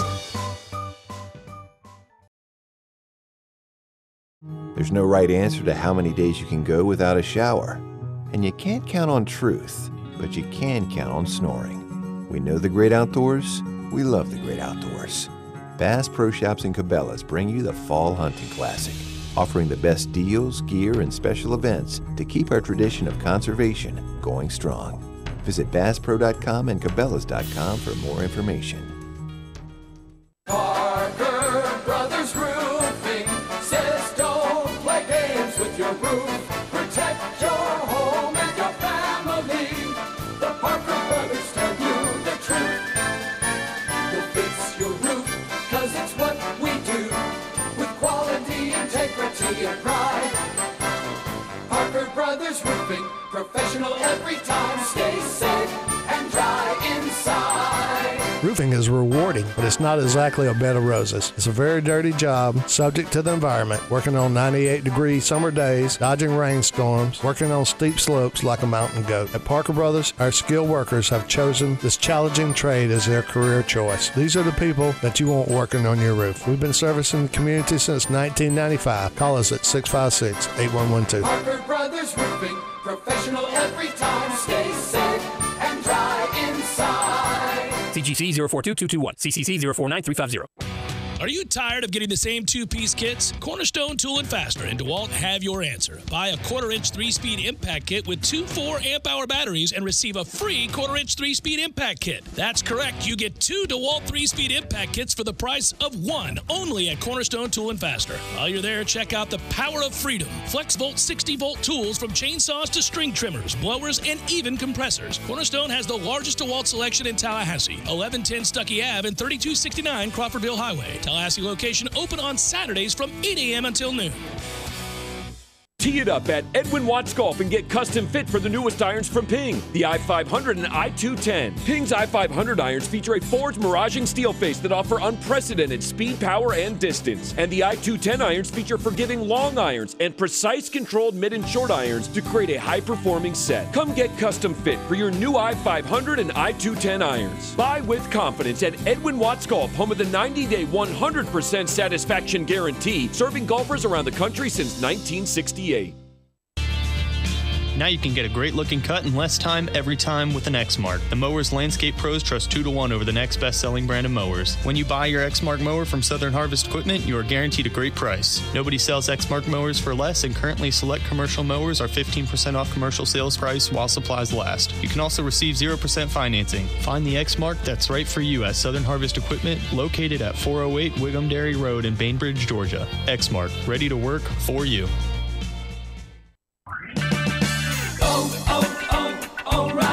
Defend your vehicle from harmful elements and restore shine with Armor All Original Protectant. For a limited time, O'Reilly Auto Parts has a great deal on a 16-ounce bottle of Armor All Protectant for $4.99. Renew, revitalize, and protect your vehicle with Armor All Protectant. O'Reilly Auto Parts. Better prices every day. O'Reilly Auto Parts. You're listening to The Jeff Cameron Show on 97.9 ESPN Radio.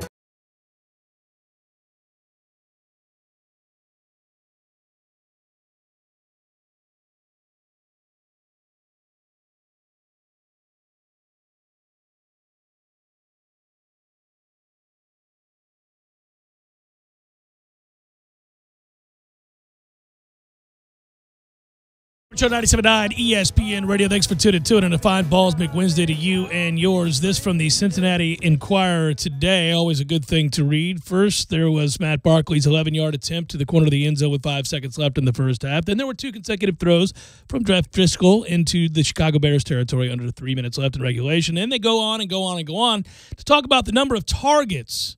The final catch being 33 yards out with Tate's only official reception in his professional debut. 25-yard catch on a comeback wiped out due to offsetting penalties. Auden Tate is wowing people in Cincinnati, and it's not surprising. And, Tom, I thought that would both make you smile and cringe because we knew that, A, if we had ever had just a healthy Auden Tate, it would have been all the more eye-opening, the numbers he could have put up because of what he was able to do while hurt and what he was able to do playing in a molasses-laden offense and what he was able to do with poor quarterback play behind him, what he was able to do despite a sieve for an offensive line, giving quarterbacks very little time to throw. All that stuff to be true, but now he's healthy, and now he's in the pros, now he's got opportunity, and now he's kicking ass. Yeah, and we knew that if he was going to go to a situation with an elite quarterback, that he would take off as a fantasy football option right away, just because of what he does with his body control, his catch radius, and his toughness over the middle of the football field. How would a quarterback not fall in love with a player like that? If we had Auden Tate this year, we'd be set, and that is where the sadness does come in. But I will always use his career as a personal cautionary tale when I'm evaluating and wanting to write off receivers because he was not polished his first year here. Well, he didn't terrible. know how to jump. He didn't know how to time a jump, certainly. He could not catch the ball at its highest point, as they say, and was not a guy that positioned his body or maneuvered his body in the way that speaks to a knowledge of how to use it in your size and all the advantages you have built in being as big and strong as he was. But by the time he left, he had that. Unfortunately, he was hurt so frequently, too. Yeah, to clarify, of course, I'm saying terrible at body control and terrible at positioning, and the nuances of the position. And oddly enough, on the way out the door for Lawrence Dawsey, our guy from the championship season, and obviously Noel Great, that's probably the best job he did of developing a receiver, right? From what the product was on the field in the freshman year by the time it was all over. He is as talented as he is tough. It's just that he's got some things to overcome when it comes to gifts like speed, straight speed. We weren't certainly worried about that. When we saw that 40 time, we said, well, You know, he's not He was going. never He going was to. never going to run a burner's time. He was never going to be a guy that wowed you there, and he was never going to need to be. He was a similar prospect, and again, I'm not telling you he's going to be an all-time great to Anquan Bolton, who ran slow in the combine and never got by on speed, although looked faster in a uniform and on the grass than he did on a track. Because his early seasons at Arizona, he didn't look slow. But he also had the strongest hands we've ever seen and knew how to use his body and embarrassed safeties and corners, especially if they tried to press him. You could get thrown into the third row. And so Auden Tate has a chance to be freakishly strong that way. His body type suggests as much. Here's a quote from two current receivers with experience. We'll start with A.J. Green. Quote, "He has some of the best hands on the ball that I've ever seen. He's a big, big, strong guy, so this is not really a surprise." John Ross says, "We all think he's a freak. His catch radius is absurd. He goes and gets the ball better than anybody we have currently. We knew it was coming, even the defense. As soon as 19 went in, we all tilted our heads and looked and smiled." So he's stepping up his game even more. And again, I think that's because he's healthy. The wherewithal, the understanding, the learning of his body and how to use it and all that stuff that we talked about him lacking early on in his career came around by the time he left here, but he still never had a complete bill of health. And now that he is completely healthy, you're seeing all of that put together in a way that's going to see him make that team. Yeah, what's crazy is if he came back for another year, he probably would have made more money in the draft because at some point the film is going to just demand that you draft him in the mid-rounds. It will, trump the 40 time. But at the same time, now that he is there, you hear those quotes and you say, whoa, A.J. Green's willing to say that. Ross is willing to say that about him. Yeah. When he makes the touchdown catch last week, and it's really not that impressive of a catch. I mean, he has to go up for it, but by the Auden Tate standards, that's all right. When he's celebrating with his teammates, you look and see which teammates are coming to see him. Is it all of the other guys who are going to be cut next week? No. It's the starters. It's the players. It's the real players on the team. So that means he has respect immediately from the good ones. Trey Kirkpatrick said, well, his size, you just can't take a break. You have to go around. He's so big. He's so tough to get around. But at the end of the day, he still has to do the work. It's hard for him to work for his position than some of these faster guys. It's harder for some fast guys to be able to have the body that he does, though. I feel like his catching radius is so big. Pretty much the quarterback can put the ball up and he'll make the play. So what the article points out, though, is there's a reason that this is wowing people. And a reminder to everybody, and I think Knowles will know this, but, Auden Tate wasn't drafted until the 7th round. And he was Cincinnati's 3rd pick in the 7th round, by the way. So he wasn't even our first choice in the 7th round, and if you will. And it all comes back to the 40 time, which was basically 4.7. So, running 4.7, 4.68 as it was official finally, that was the fastest time he ran, was always going to cause people to put the brakes on. But one thing we've seen over the years is if you run 4.6, 4.7 as a receiver, immediately you're labeled as slow because against the world-class runners that make their way to the NFL from college, you see 4.2, you see and 4.25 and 4.3 and 4.4, and you think, oh, how's anybody in this league going to make it at 4.68, 4.71? Well, size and hands, physicality, understanding of the position, running good routes. That's how. And it can still be done, and it is done. There are guys that play 12 to 14 years at the position. They're not still the guy that came into the league running 4.4, 4.5. By the time they leave, they're running somewhere in the neighborhood of what Auden Tate's running now. They just have a savvy and a knowledge and an understanding of how to get open, where to sit down, and they catch the damn football, and they use their size. Jeff Cameron Show, 97.9 ESPN Radio.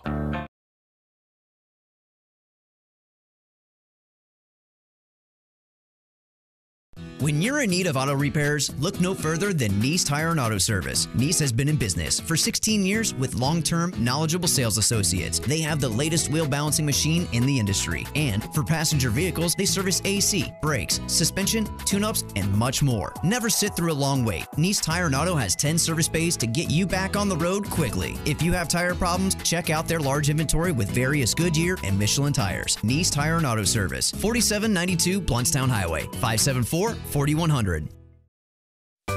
Sorry, boys, I did not have time to pack. We got this. It's right here, guys. We got this. I thought I could handle it. We got this. Moving doesn't have to be a hassle. Call us first at 2 Men and a Truck. No matter the move, home or business, we'll make it a smooth one. I forgot something. We got this.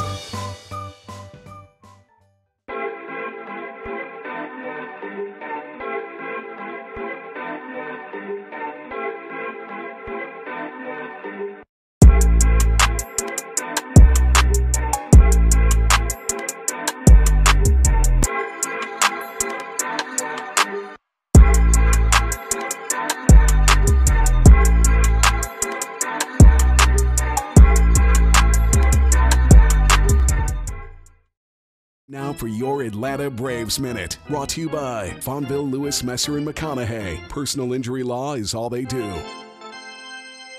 Tuesday night at SunTrust Park, once again it was the Ronald Acuna show as the Braves downed the Marlins 10-6 en route to their fourth consecutive win. Acuna would waste no time getting the Atlanta offense on the board as he stepped up leading off the bottom of the first inning. First pitch, hit hard, left field, deep, might go, gone, he did it again!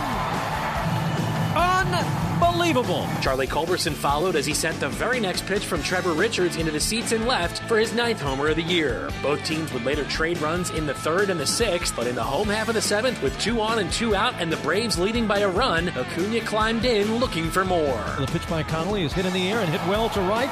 Back is Anderson looking up. It is gone. A chop shot 3-run homer. Braves have now won each of the first 3 games in this 4-game set against the Marlins and 4 consecutive dating back to Sunday overall. Series will wrap up later on tonight as Kevin Gausman matches up against fellow righty Jose Urania. And as always, hear the call right here on the Braves Radio Network. First pitch is set for 7:35 p.m. Eastern. With the Braves, I'm Kevin McAlpin for the Atlanta Braves Radio Network, lit by Louisiana Hot Sauce.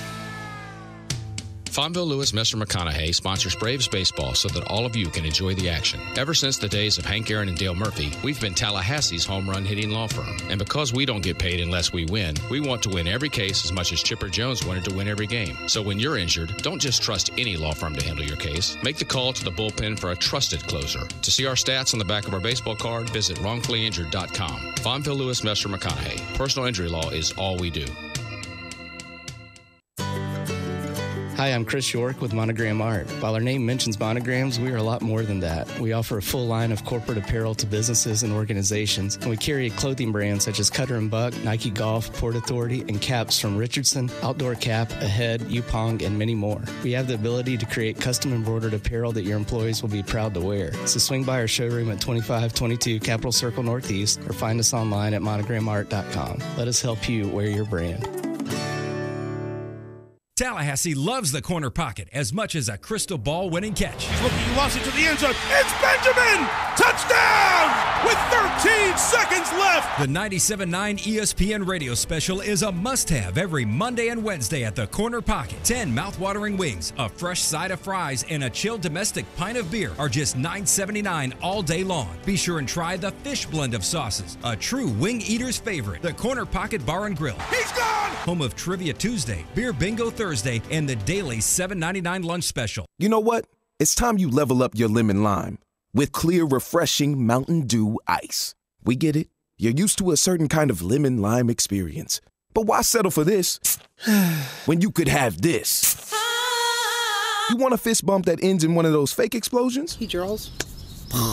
Or a fist bump that ends in an actual explosion? Hey, Charles. Want to pull up to the party on this? Or arrive in this?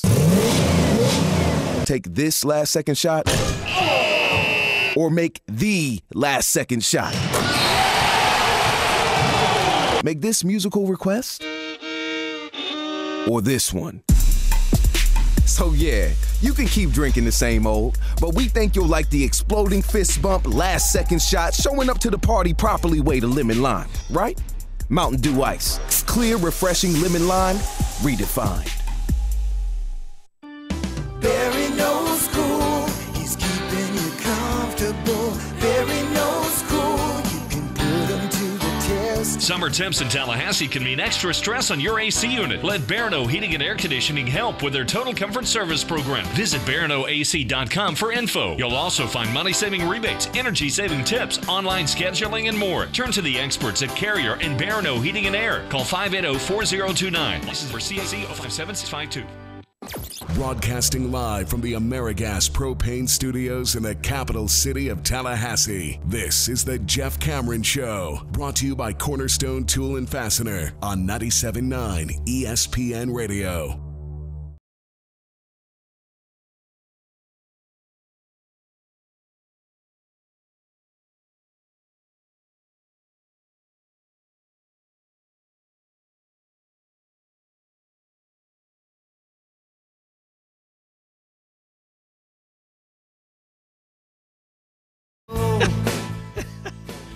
They have a little guide to Jalen Ramsey's thoughts on quarterbacks off to the side, like an insert in your program, so that you can go, oh, how's he feel about Mariota? Okay, let's look here. About Allen, Josh Allen, who got an opportunity to respond today. He was asked, the rookie quarterback was, about Jalen Ramsey's thoughts on him, calling him trash, which he really ought not do. But anyhow, that said, he said he's not on my team. He said that's the first I've heard of it. He's not on my team. I don't worry about it. That's the way you handle that. That makes sense. But I'm looking at the card here. Allen, trash. Mayfield, he basically said he gets how he was a top pick. Lamar Jackson, he's going to do a good job. Flacco, he sucks.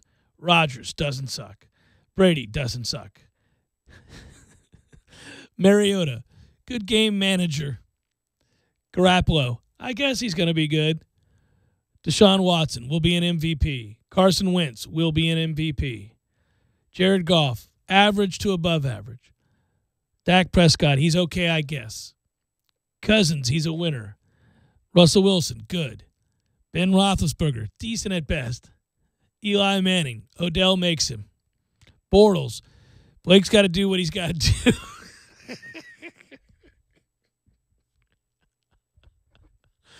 Foles, good enough to win a Super Bowl. Breeze, really good. Like him a lot. Now, see, that's interesting. He likes Drew Brees a lot. Huh. I wonder why that is. Andrew Luck, I don't think he's good. Oh, really? Yeah. Stafford, he's straight. Tannehill, haven't heard very good things about him. So he's checking in. Yeah, he's like, yeah. And finally, Matt Ryan, overrated. You sassy bitch. The part about, if you missed it, his comments regarding Allen stem from the fact that if you look at his games against big schools, it was always hella interceptions, hella turnovers. If you're this good, why can't you do better? He fits that mold, though, you know, big, tall quarterback, big arms, supposedly. I just don't see it. Okay. You sassy bitch. Allen was asked about Ramsey's comments. He says, that's the first I've heard of it. He's not on my team. He's not my teammate. It doesn't bother me.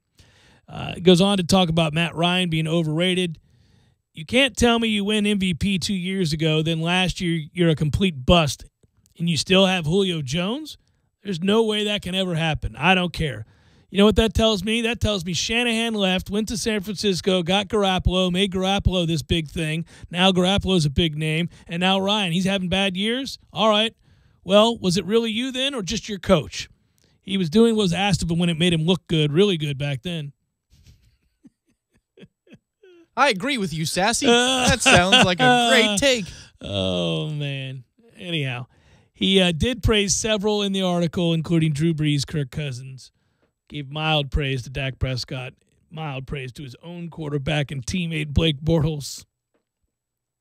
Well, that could have been worse. He could have been honest. Yeah. Well, he did talk about how Blake surprised him in the playoffs. He said playoff Blake is all right. Yeah. I like playoff Blake. Yeah. He's asked to do some things, and he just does what he's supposed to do. Doesn't turn it over.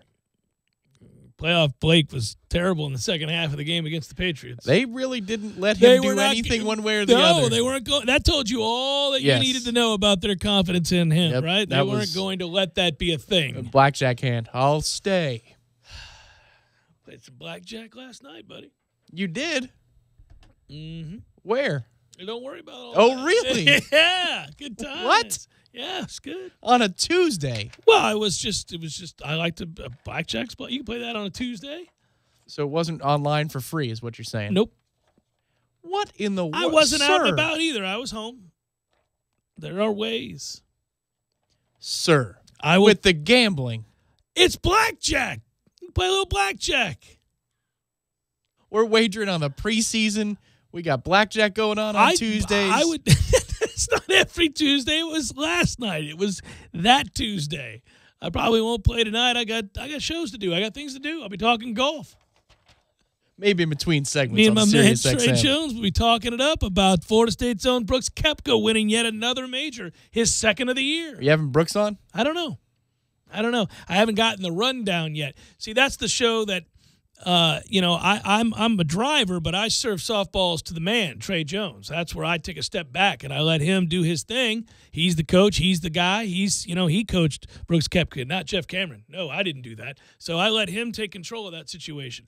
And, Brooks is elusive. He's tough to get on shows. He doesn't. Sound like you're going to say Brooks is a loser. No. He's definitely not that. Yeah. No, he's tough to get pinned down to do shows, especially right after he wins. That's the funny thing, is Brooks has been on Beyond the Tips before, but he likes to do it at a time where, frankly, the listening audience doesn't care to hear from him, which you would always, if you care about golf, want to hear from the now a 3-time major winner. But when he wins, he goes away.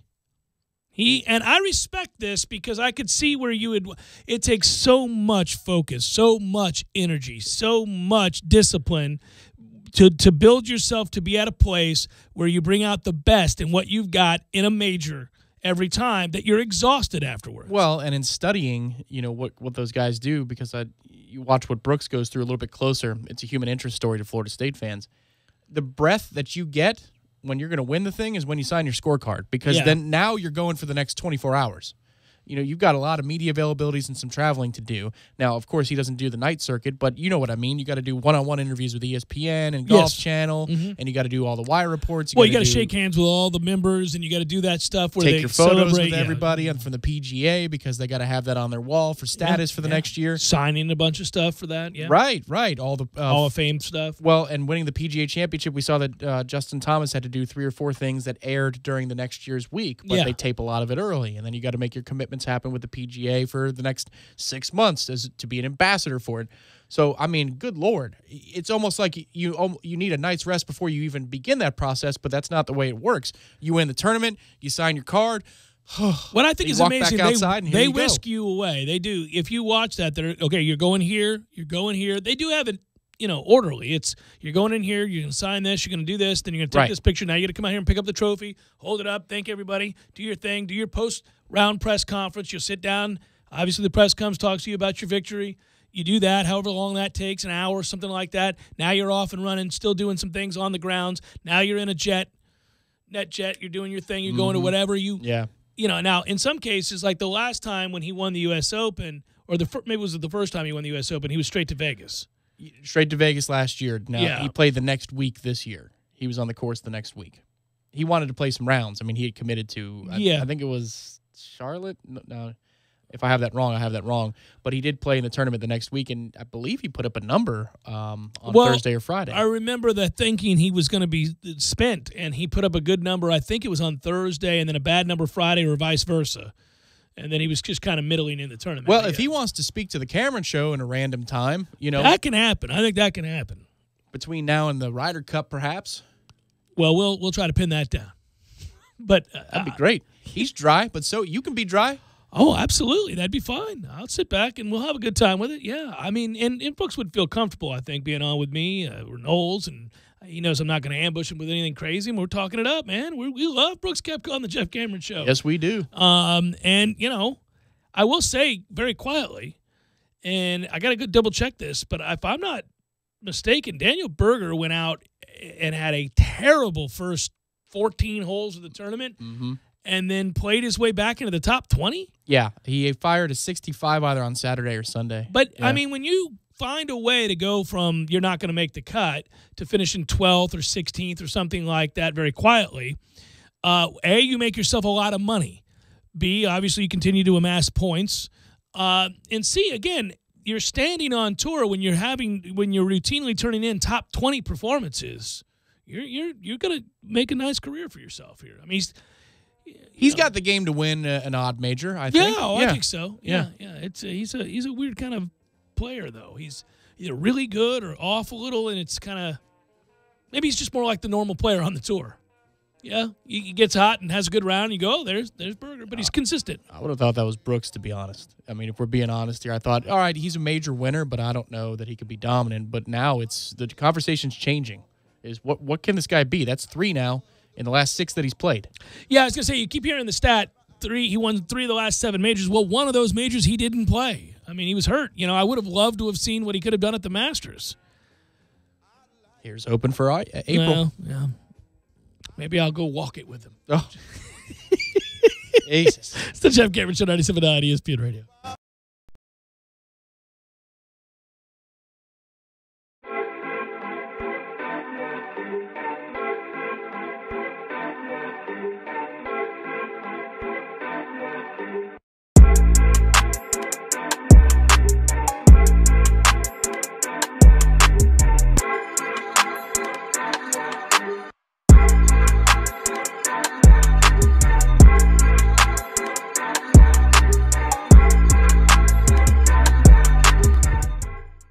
When you're in need of auto repairs, look no further than Nice Tire and Auto Service. Nice has been in business for 16 years with long-term, knowledgeable sales associates. They have the latest wheel balancing machine in the industry. And for passenger vehicles, they service AC, brakes, suspension, tune-ups, and much more. Never sit through a long wait. Nice Tire and Auto has 10 service bays to get you back on the road quickly. If you have tire problems, check out their large inventory with various Goodyear and Michelin tires. Nice Tire and Auto Service, 4792 Bluntstown Highway, 574-4100. Sorry, boys, I did not have time to pack. We got this. It's right here, guys. We got this. I thought I could handle it. We got this. Moving doesn't have to be a hassle. Call us first at 2 Men and a Truck. No matter the move, home or business, we'll make it a smooth one. I forgot something. We got this.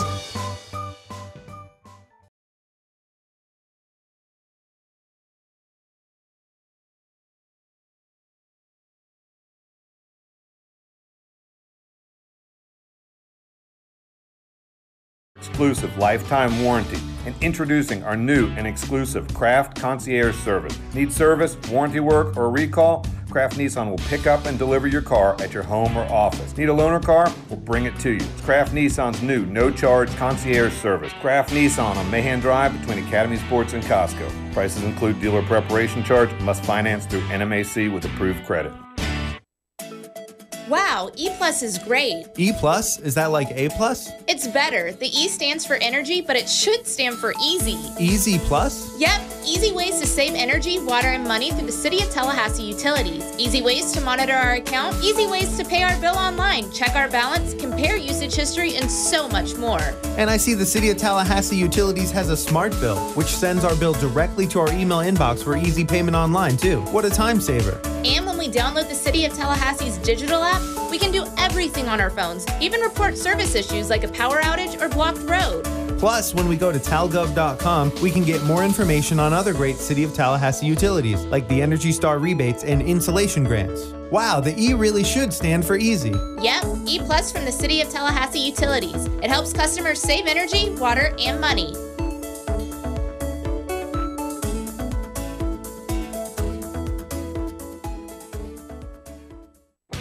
Are you tired of getting the same two-piece kits? Cornerstone Tool & Fastener and DeWalt have your answer. Buy a 1/4-inch 3-speed impact kit with 2 4-amp-hour batteries and receive a free 1/4-inch 3-speed impact kit. That's correct. You get 2 DeWalt 3-speed impact kits for the price of 1 only at Cornerstone Tool & Fastener. While you're there, check out the power of freedom. FlexVolt 60-volt tools from chainsaws to string trimmers, blowers, and even compressors. Cornerstone has the largest DeWalt selection in Tallahassee. 1110 Stuckey Ave and 3269 Crawfordville Highway. Tallahassee location open on Saturdays from 8 a.m. until noon. Hey, I'm Jeff Doxey, Realtor for Capital Property Consultants, representing Premier Fine Homes. If you're thinking of owning your own brand new Premier home, call or text me at 850-545-4747 or email me, jeffdoxey1@gmail.com. You say where, I'll be there. Your Canopy Connection. Yo, this is your cup holder talking. You know me, the little round thing between your car seats. Now, listen, we need to talk. Now, I normally have a nice cold bottle of Mountain Dew in me, but at the moment, I'm empty. That's right, no Mountain Dew. Nothing in here but a couple of quarters and a dime. Those 60 cents have been freeloading a ride in me for weeks now. I really don't want to be seen like this. A fully capable cup holder like me just carrying your loose change, it's embarrassing. It's beneath me. Look, I'm not made for loose change. I'm round like a bottle of Mountain Dew. Glistening, cold, and delicious. I'm made to keep Mountain Dew within reach at all times, so you're never far from that incredible bold citrus kick whenever you need it. Just inches from your hand, all snug and secure where it won't tip over or roll under your seat or get hot in the sun. So find a store already, grab some Dew, toss it back, then place that bottle where it belongs, and put that loose change back in your pocket. That's what pockets are for. Mountain Dew. Do the Dew. When you're in need of auto repairs, look no further than Nice Tire and Auto Service. Nice has been in business for 16 years with long-term, knowledgeable sales associates. They have the latest wheel balancing machine in the industry. And for passenger vehicles, they service AC, brakes, suspension, tune-ups, and much more. Never sit through a long wait. Nice Tire and Auto has 10 service bays to get you back on the road quickly. If you have tire problems, check out their large inventory with various Goodyear and Michelin tires. Nice Tire and Auto Service, 4792 Bluntstown Highway, 574-4100. Nice Tire and Auto, just minutes away from FSU campus.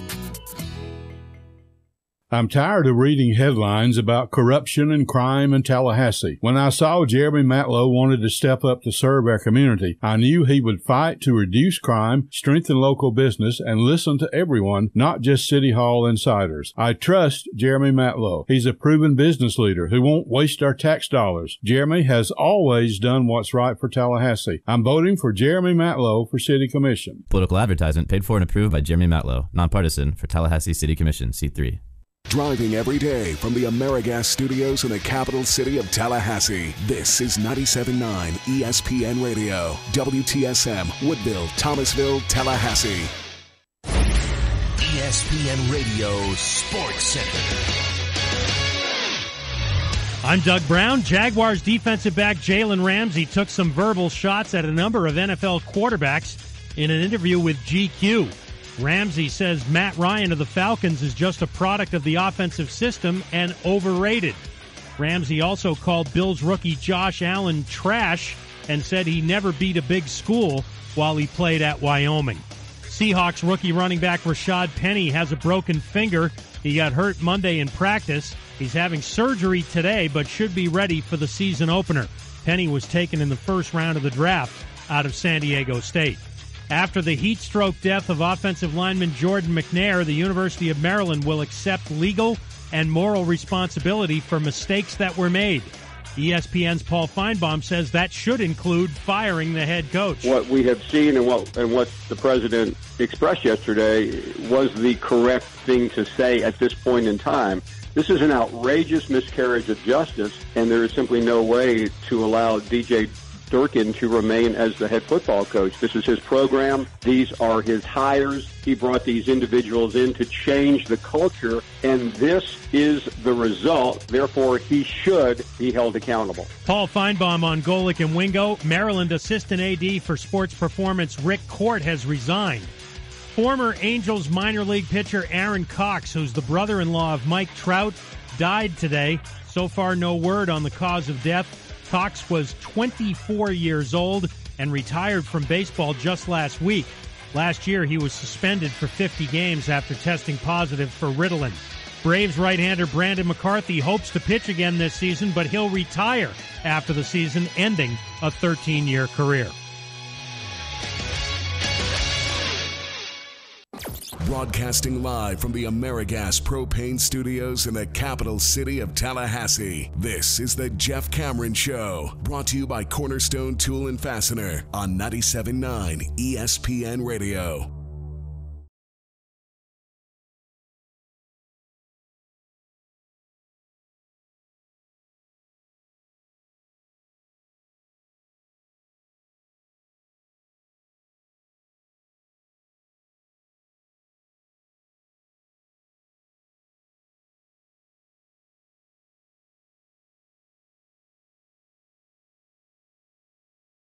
The Jeff Cameron Show, at least for today. Thanks for tuning to it and a fine Ballsmick Wednesday to you and yours. I'm Jeff, that's Tom. We're online, ESPNTallahassee.com. That's where you go to listen live via the streaming free. Always don't miss anything. Sometimes you miss something. When that happens, all 3 hours. Right there waiting on you, though. We got you. We'll post it both to iTunes and in our own audio vault upon the conclusion. You can always email the show if you like, JCS at 979. ESPNradio.com. On Twitter, it's at J Cameron Show, the WTSM app, good for your mobile devices. Doesn't matter if that's an Android or an iPhone. You can watch us on YouTube. Hello, YouTubers.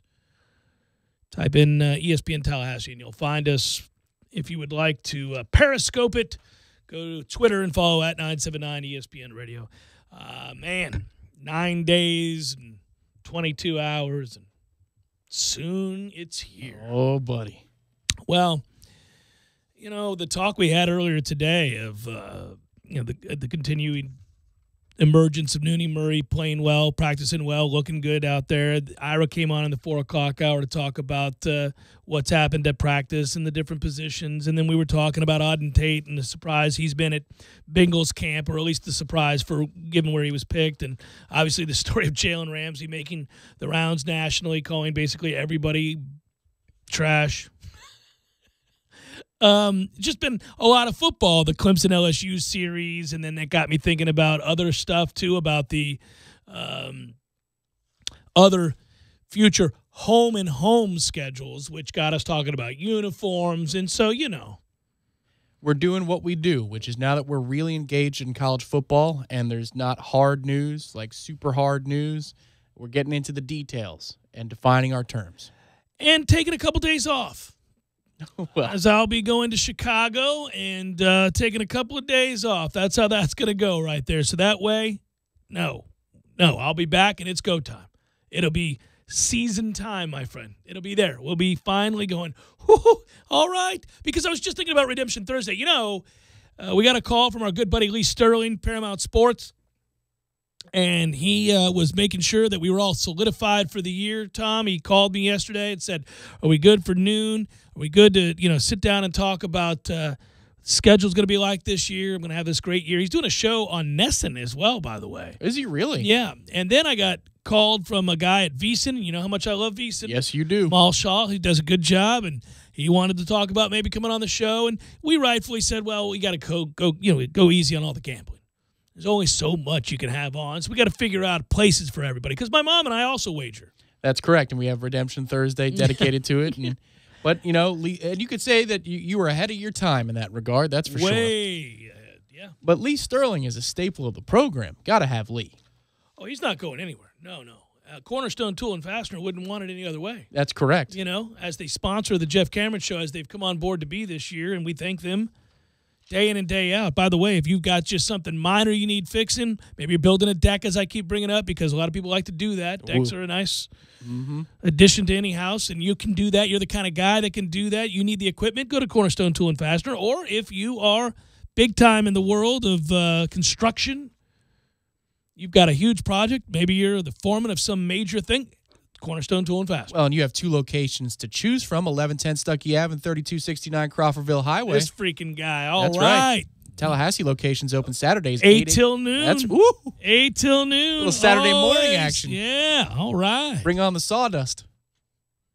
I wish I could make things. I'm going to learn, but I'm not going to let this sponsorship, this great partnership that I have with Cornerstone Tool and Fastener come and go, without really learning. They ain't going. Well, no, I mean, they could be here for the next 10 years. I agree. right. But what I'm saying is I never know when that end comes. I don't know if a business is on board for 5 years, 8 years, 4 years. So you gotta make do.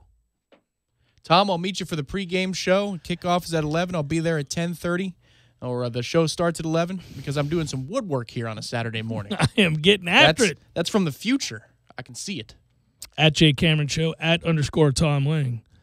All right, you started out yesterday's show talking about how you get to a point where you want specific things and you get them. Well, dang it, Jeff. You know you want a new TV. Forget that old clunker. #a-hole. Yep. We got to that point, Tom. I had the conversation. #a-hole. I've waited long enough. I finally decided that the TVs are such that they cannot go unnoticed any longer. I can't go into these places, whether it be a Best Buy, see my friend Ed, whether I go and roll into a Costco. He could be your friend, too. That's true. Without them just calling me over time and again. Siren.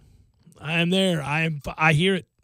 And I go and I look and I go, that's 85 inches of television glory, and it can be mine for a cool $2,800. And then I think, you know what that does? That moves the other television, which is in fine condition, into my bedroom, and the clunker goes the way of the dodo, or to some home that needs it. Whatever that might be, if they can come pick up 4,000 pounds of television. Right. That's not where dodos went. They just went away. No, they went extinct. But I'm curious if I'm going to get yelled at now, because I have slowly worked it in. It's like a nightly conversation. You know, I couldn't believe the price of time. You know, hon, the other day, she just looks off and shakes her head. So it's just going to happen. It's going to happen before football. Oh, really? Oh, well, that's it's like now, buddy. That's right. That's right. Another indicator that football is upon us. It's happening before football. And I'm going to tell you about it. We're going to go get it together. I'm less inclined to get yelled at if you're there with me as we put, to help you carry it. Yeah, that's why you're bringing me. All not for right, the Tom, yeah. Here we go. Isn't this great? Hey, check it out, hon. This is what you wanted to do with your Thursday night. No. I mean, I'll make it worth your while. There'll be some beer. I'll cook for us. I mean, it'll be good. There you go. All right. Come on, everybody. Look at here. Let's put this baby up. A little bit of see what we got going. Some sausage and peppers on the grill. Yeah, a little bit of foil. I can do that. Oh, buddy. I can do better than that. I mean, I'm these days, buddy. It's a shame you don't like shrimp, because I've got 16 different ways to make it. No, I'm okay with shrimp. You're getting there with the shrimp? No, I can eat shrimp. Yeah, I'm not seeking it out, but if it's in front of me and Jamie says, I'm done. You want this? Yeah, sure. I'll take the shrimp. Thank you. Don't forget, folks, I hate to do an ad in the opener, but I have forgotten to do it the last 2 hours. I should remind you that GameDayExcursions.com, and this is more about football. We're going. We're all going up there to on the Jeff Cameron Show to enjoy Florida State Notre Dame. We talked a lot about that yesterday. A reminder today that if you want to be part of that, because somebody tweeted at me after last night's show, I sent them the link. But GameDayExcursions.com is where you want to go, and they're going to provide the transportation. We're going to have the tailgate in South Bend. We're going to drive over from Chicago on the bus. Not you and me. We're not driving. We're sitting and drinking. That's what we're doing. Endless. Bottomless. Partaking on a game day in the Midwest. Boom, that's right. Mimosas and or Bloody Marys. Then you arrive there in South Bend. They set it up. The tents, they abound. 4 hours worth of tailgating, free beer, free food to boot while you wander the campus and come back as your home base is set up right there with your fellow Noles. All you got to do, GameDayExcursions.com. They have a hotel block set up for you, too, at the W, Lakeshore downtown. $189 a night. Forget about it. You will not see a better rate. That's right, $189. Be sure to use the promo code JCS at checkout to get $10 off your order. That's the promo code JCS at GameDayExcursions.com. As we sit here today, we will or will not win that game against Notre Dame, Tom Lang. I say probably not. I'm going to say probably not as well. I wonder, and I'm a little worried about attrition this season. I'm not saying that I'm trying to, wake up the injury bug if he's sleeping right now, but there's just at some key positions where we could use depth, some questions right now in camp where you're not getting the answers you want. I feel like we're at the part of camp where you're either going to be overly optimistic about the season or overwhelmingly downtrodden. And there will be no, you have to fight to be reasonable. I think we're at that stage in camp now where it's pie in the sky. Hey, guys, we're going 10-2. Have you seen Tamori and Terry? Have you seen these young kids, Trayshawn Harrison? Have you looked at Warren Thompson? You understand how good Nooney Burry's going to be in this offense, let's say, and when DJ Matthews gets back and what he can do for this offense.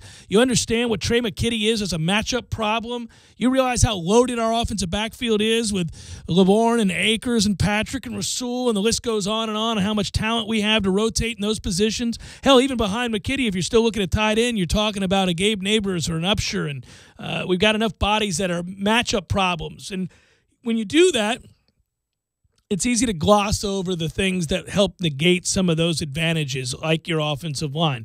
And today, the concern switched to defensive line because, again, Marvin Wilson is not right yet. He's doing drills, but he's not close to right yet. Don't know when he comes back. Josh Kando hasn't fully gotten back to where he was prior to missing spring and having those problems, and we'll see where he's at when the season starts. And, again, we don't know the depth at that position. Is it going to be where we need it to be? Because, look, if you go defensive end, you're talking about Brian Burns. Who's Liame going to be? He's not really a guy you expect to get after the passer necessarily. Do you have another edge rusher? What are we going to be at linebacker? I feel good about secondary. But when you do that, you can get swept up in all the good because certainly skill position-wise, Florida State is not lacking. They're in an enviable position. But in the trenches, where games are won and lost so frequently, we talk about this ad nauseum. It's a cliche, but it's true. We're not dominant. It's funny. I'm actually the guy who's holding steady with wait and see because I feel good about some things that maybe. Oh, plenty of good things about You know what we ignored completely. Have we talked about special teams? I mean, we haven't talked about Logan Tyler, who in the days that I've been out there has been butt-ass average. But we suspect he'll be fine once it gets around to the season. Yeah, right? I think he'll be streaky. That's what he's always been. Yeah. To me, I was just going to say the things that I'm a little bit more optimistic about things that people may not be. I think Dontavius Jackson's going to have a huge year. Well, I'm rooting for him, man. I really felt bad for that kid. Yeah, me too. Well, he got in the doghouse, and obviously, as Ira said last hour, if you didn't hear, that'll be on demand later. But the coaching staff said he's got to make sure he keeps his head in the game and to the next play instead of getting involved in extracurriculars after a play. And Dontavius' skill set is just so immense. And the moment I heard and then saw in spring that he had changed his body type, that he had put his work in the weight room in order to get his mind right, his body right, a committed person like that, with the blue chip skills that he has, he's as long as he stays healthy, I think he's going to be a breath of fresh air for people who have been waiting for a linebacker to be proud of here in this university. So I'm bullish on that, but I'm concerned about other things. Like, again, defensive end, you just brought up. Not many people are talking about concerns at defensive end because Brian Burns has been the star of camp. But when you're talking about rotating players in and out, how much of a drop-off is there from first team to second team? And then the interior of the defensive line, if Big Marv isn't ready to go and Christmas has to come off the field or Frederick Jones has to come off the field, how many answers do we have there? So, in theory, defensive line was probably a position of strength coming into camp that I'm a little concerned about. And linebacker, since you don't have to put too many on the field and Woodby can play star for you, and Jackson I think is going to be a good player, at that point it's about how good is DeKalen Brooks. And if he's good, I think for the most part we'll be all set there. I put it in perspective when I think of this. I think about our quarterback battle, and then I think of the announcement out of LSU today, and they lose yet another quarterback, and now they have but two guys on the roster as they get set to play a game against Miami. And more you start to feel better about Miami's situation going into that game. We look around the country this time of year to kind of compare and contrast our strengths and our weaknesses, but we all have the bad habit, whether it's individually or as we project looking at our teams, to compare our greatest weakness to others' greatest strength. And you don't want to do that. And that is a habit that we all get into, whether it be an individual, again, or as a group with something that you invest in and love. And when you do that, you still feel really good about Florida State right now. Comparatively speaking, troubles out of camp are virtually nil compared to a place like LSU, Ohio State. Obviously, Maryland never had high hopes to begin with, but that's a tragic situation. But you know what I'm saying? There are way worse scenarios confronting teams that have high expectations than what's going on at Florida State right now. We're still in a position, no matter how you size up, comparatively speaking, that depth or lack thereof at certain positions, to be a surprise because expectations are pretty low nationally of what this team should be. I think the LSU-Miami game has a potential to go a lot of ways. If that was something like 13-10, right, 10-7 in the fourth quarter to start the fourth quarter, would that shock you if it was just a completely sloppy game? It could be a mirage game for either side as well. I don't know if LSU's defense is still blue chip good across the board or if that's reputation. Things can change very quickly. Yeah. See Auburn's defense. I mean, they flipped their reputation on their head. So, and Miami's defense, I know linebacker play is going to be exceptional, and defensive backs, you're always going to have a player or two. But the defensive front for Miami, I don't know how dominant they're going to be. I mean, they're good, but are they going to be, class of the ACC kind of good? And LSU's always had trouble on offense. That game could be, a mess and not indicate anything about the season to come. It's almost like it's on its own little island, like the Virginia Tech-Florida State game will be. I've got a fun stat on that. It's not Florida State, it's LSU. It's a staggering number of quarterback issues. And when how we play the game where you do the Cleveland Browns thing, how many starting quarterbacks? Oh, yeah.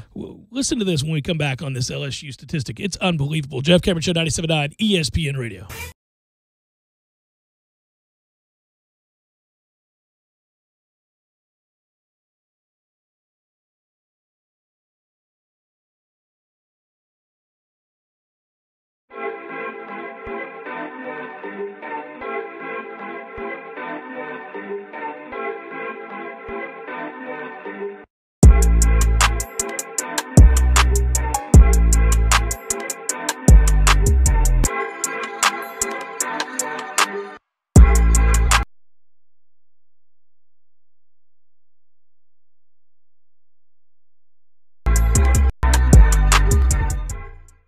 When you're in need of auto repairs, look no further than Nice Tire and Auto Service. Nice has been in business for 16 years with long-term, knowledgeable sales associates. They have the latest wheel balancing machine in the industry. And for passenger vehicles, they service AC, brakes, suspension, tune-ups, and much more. Never sit through a long wait. Nice Tire and Auto has 10 service bays to get you back on the road quickly. If you have tire problems, check out their large inventory with various Goodyear and Michelin tires. Nice Tire and Auto Service, 4792 Bluntstown Highway, 574-4100. Sorry, boys, I did not have time to pack. We got this. It's right here, guys. We got this. I thought I could handle it. We got this. Moving doesn't have to be a hassle. Call us first at 2 Men and a Truck. No matter the move, home or business, we'll make it a smooth one. I forgot something. We got this. Today at 877-8980. Attention students. Looking for new furniture or mattresses? Call Tallahassee Furniture Direct today at 545-7112. Brand new furniture and mattresses at ridiculously low prices. Mattress sets less than $200. Bedroom sets less than $400. Living room sets less than $600. And complete apartment packages 50% below retail. Tallahassee Furniture Direct, 545-7112. Quality furniture, low prices. Delivery is available. Tallahassee Furniture Direct, 545-7112. Looking for a new place to watch your favorite sporting event? Hobbit American Grill with 3 locations to choose from. Just show them your stub. That's right, your ticket stub from any local sporting event for $1 pints and $3 crafts. BOGO Mondays every Monday with 50% off specials. Like or follow on Facebook to get all the details. PS4 tourneys, trivia, karaoke, darts, and more. Lots of daily lunch specials under $8. Happy hour specials daily and happy hour all day on Friday. The Hobbit American Grill. Are you ready to experience an awesome fishing expedition? Sea Quarters Marina is home to several great charter services. All charters are customized based upon the types of fishing opportunities available and the type of fishing the customer requests. The Northwest Gulf Coast offers a variety of different angling adventures thanks to unspoiled back county islands and crystal clear flats. For more information regarding charters, call Sea Quarters Marina at 697-8400 or online at seaquartersmarina.com. So, Jeff. Yeah. I run into these ladies named Kathy and Grace. Mm-hmm. They love you, by the way. Oh, they're smart people already. Oh, my gosh. And darling ladies. They were at Bumpus, and they were telling me how they went to Gordo's and that it wasn't open yet. And I said, no, we are open, man. I could have assured them that it is most definitely open. This week, we'll be in process of moving. Now, I know it's sad. I've been there for... I'm a little emotional. I love the old Gordo's. You're telling me the new Gordo's is going to be better, though? Well, the Gordo's in Market Square, the old Gordo's on Pensacola Street. It's not going anywhere. Still open. Still open, going to be there. For life. I hope so, God willing. And if you're on this side of town, you can always come eat at Bumpus. New one is open when? A week, 2 weeks, something like that? I'm shooting for a week, Jeff. All right, I like it. Shooting for a week and same maybe great two. Food, same mahi, new drink specials, New more drink beer? specials, more beers. We'll have a patio. All right. We're going to have, with fans and everything. It's going to be highfalutin, Jeff. Highfalutin, the new Gordo's in a week or two. And in the meantime, go to Bumpus. In the meantime, please come check out Bumpus. All right. Yay, new Gordo's. We'll see you soon. Right on. Are you tired of getting the same two-piece kits? Cornerstone Tool & Fastener and DeWalt have your answer. Buy a 1/4-inch 3-speed impact kit with 2 4-amp-hour batteries and receive a free 1/4-inch 3-speed impact kit. That's correct. You get 2 DeWalt 3-speed impact kits for the price of 1 only at Cornerstone Tool & Fastener. While you're there, check out the power of freedom. FlexVolt 60-volt tools from chainsaws to string trimmers, blowers, and even compressors. Cornerstone has the largest DeWalt selection in Tallahassee. 1110 Stuckey Ave and 3269 Crawfordville Highway. Tallahassee location open on Saturdays from 8 a.m. until noon. Games for Less, the only locally owned and operated gaming store in town, has Tallahassee's largest selection of new and used video games and game systems. The future of video gaming is at Games for Less, where they have both the PS4 and Xbox One. It's time to trade in your old systems and elevate your gaming experience now. Games for Less is also your headquarters for the best in retro gaming. Atari 2600, original Nintendo, Super NES, or Sega Genesis, you name it. They got it at Games for Less. Games for Less, the Super Walmart Shopping Center on Appalachia Parkway. Give them a call today at 850-219-3535. That's Games for Less. You're locked in with the Jeff Cameron Show on 97.9 ESPN Radio.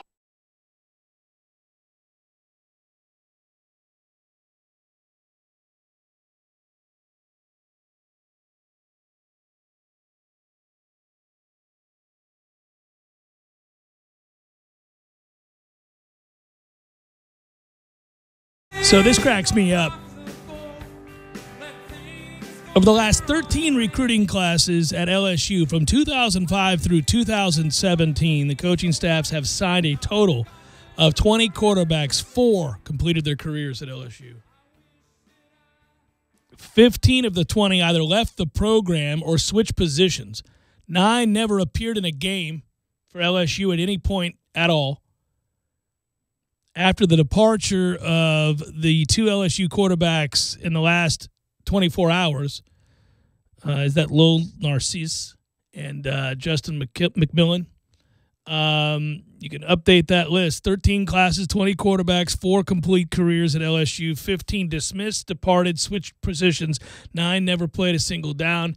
And a year ago today, quarterback Lindsey Scott Jr. transferred from LSU. So it's just, I mean, it's on and on and on we go. But they're still going to get 2 or 3 receivers this class that are blue chippers for some reason. That's how it works. It's amazing that they do. You know, who knows what goes on within a program where they're plagued by a problem like this. But after a while, obviously you're talking about different coaches. That's just dumb luck, I think. Lane Kiffin for Baton Rouge. I'm going to speak it into existence. Oh, man. Well, I hope the disturbing trend continues by the time we get around to playing our series against LSU, where they're plagued for the lack of quality starting quarterback play.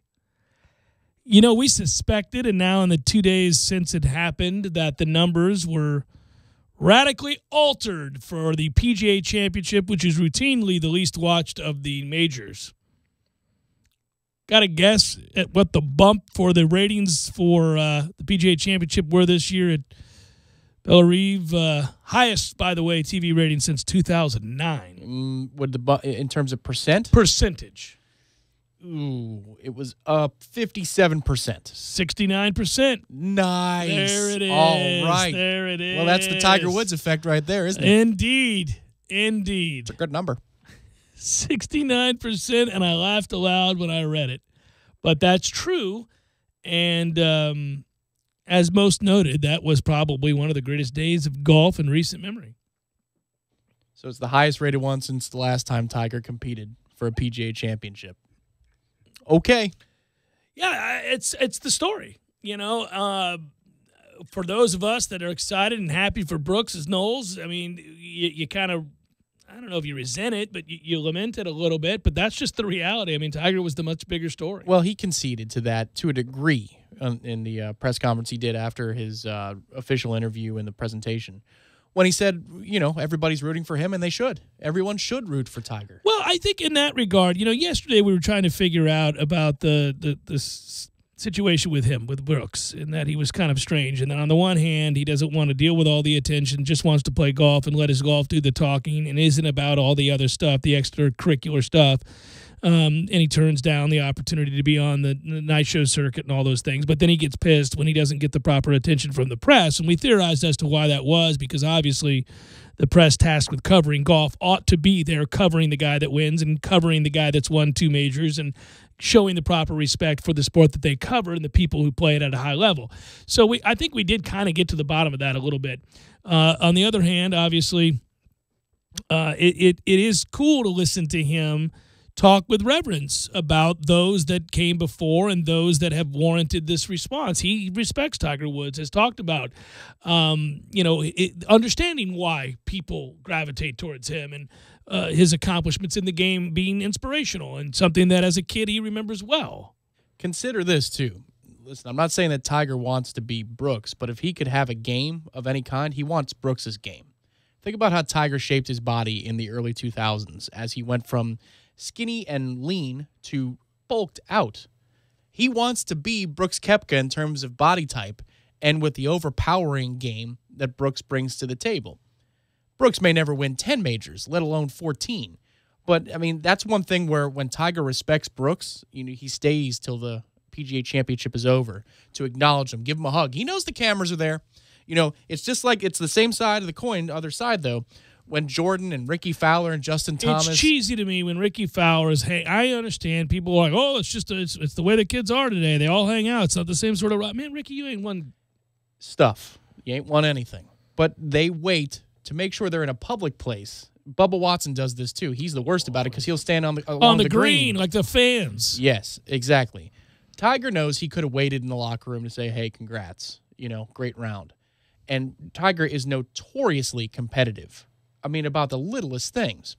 And yet, there he stood outside. I think he respects the hell out of Brooks. I think that much is very obvious. He loves his game. Well, more than the game. Because I think he respects a lot of players who can do, who can pull off certain shots and those kinds of things under pressure. A lot of guys on tour can. Mm-hmm. I think he respects what's between the ears with the toughness. I think what's behind the eyes. Yeah, what's behind the eyes, the toughness, the willingness, we don't say it, but it's the MFer. It's that's he respects that. You're my kind of guy. Exactly. Yeah. And there may not be another guy on tour currently who he has the same sort of reverence for in that way. I'm trying to think of somebody that he would look at and go, okay, like if you're talking about Ryder Cup, he would say Ian Poulter. Yeah. He would say, okay, that's a special sort of something. It's an interesting wrinkle to throw into this equation, though, for you. Apparently, he really likes Bryson DeChambeau. Like, he really likes him. I know. I don't know how that's possible. It is common knowledge. Everybody on the desk talking about who the captain's pick's going to be, they all say, well, if Tiger had his way, Bryson would be with him as a captain's pick because he really likes Bryson DeChambeau. I don't know what that's about, man. I mean, it's hard. That's a really unlikable guy. Yeah. I mean, for all the obvious reasons. And there are quite a few on tour. Yeah. He's Justin being the biggest besides. Well, no, but I like Bryson in a way I can't bring myself to like Justin Thomas or Bubba Watson. Well, no, because I think Bryson understands what he's doing. In a way, I think Bubba's kind of warped and weird where he doesn't really know what he's doing. But Bryson fully gets that he's a heel. Like he likes doing that. When he's being interviewed and he does Shooter McGavin stuff. You think that's intentional? Yes. When he talked about the pressure in the Masters, somebody asked him that Sunday, the first year he was in the Masters as an amateur and he was first page of the leaderboard. He said, no, I mean, I've seen this kind of pressure before. I was playing in the U.S. Amateur earlier this year, and let me tell you, there was a lot of pressure that day. So today, no, I've seen this pressure before. That is Shooter McGavin talking about the people of Portland winning this event. No, being the biggest winners. Yeah, no, I get it. I don't know, man. The character of Shooter McGavin certainly is a seasoned veteran who's learned how to say certain things in front of the camera that he knows people want to hear, and he's purposely playing it up in a way that allows us to laugh at home. But I don't know. I think Bryson DeChambeau is just an ass. I think he's just an immature, sort of. Well, he's a character. I mean, Jack Nicklaus is on the green at 18 Memorial. He's like, he goes, congratulations, thank you, Mr. Nicklaus. It's an honor. I'm like, ooh, he did a good job. And when I won the Arnold Palmer, he said it loud enough for the camera to hear. Right, Jack's just looking at him like, really? U.S. Yeah, You're really look doing at this. you go. Yeah. Yeah. And he was like he was lecturing Jack. Yeah. Sir. Well, I said it when I won the Palmer, Mr. Nicklaus. Back last year. Remember, I did win the Arnold Palmer. When I won the Palmer. I had the same thought. I knew I'd be talking to you in this moment again. I thought that back when I won the Palmer. You ass. It's the Jeff Cameron Show, 97.9 ESPN Radio.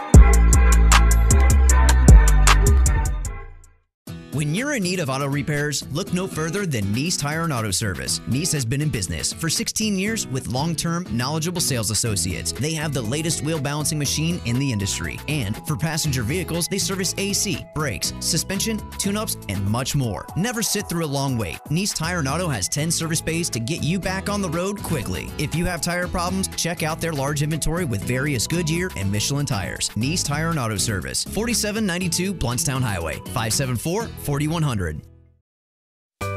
Sorry, boys, I did not have time to pack. We got this. It's right here, guys. We got this. I thought I could handle it. We got this. Moving doesn't have to be a hassle. Call us first at 2 Men and a Truck. No matter the move, home or business, we'll make it a smooth one. I forgot something. We got this.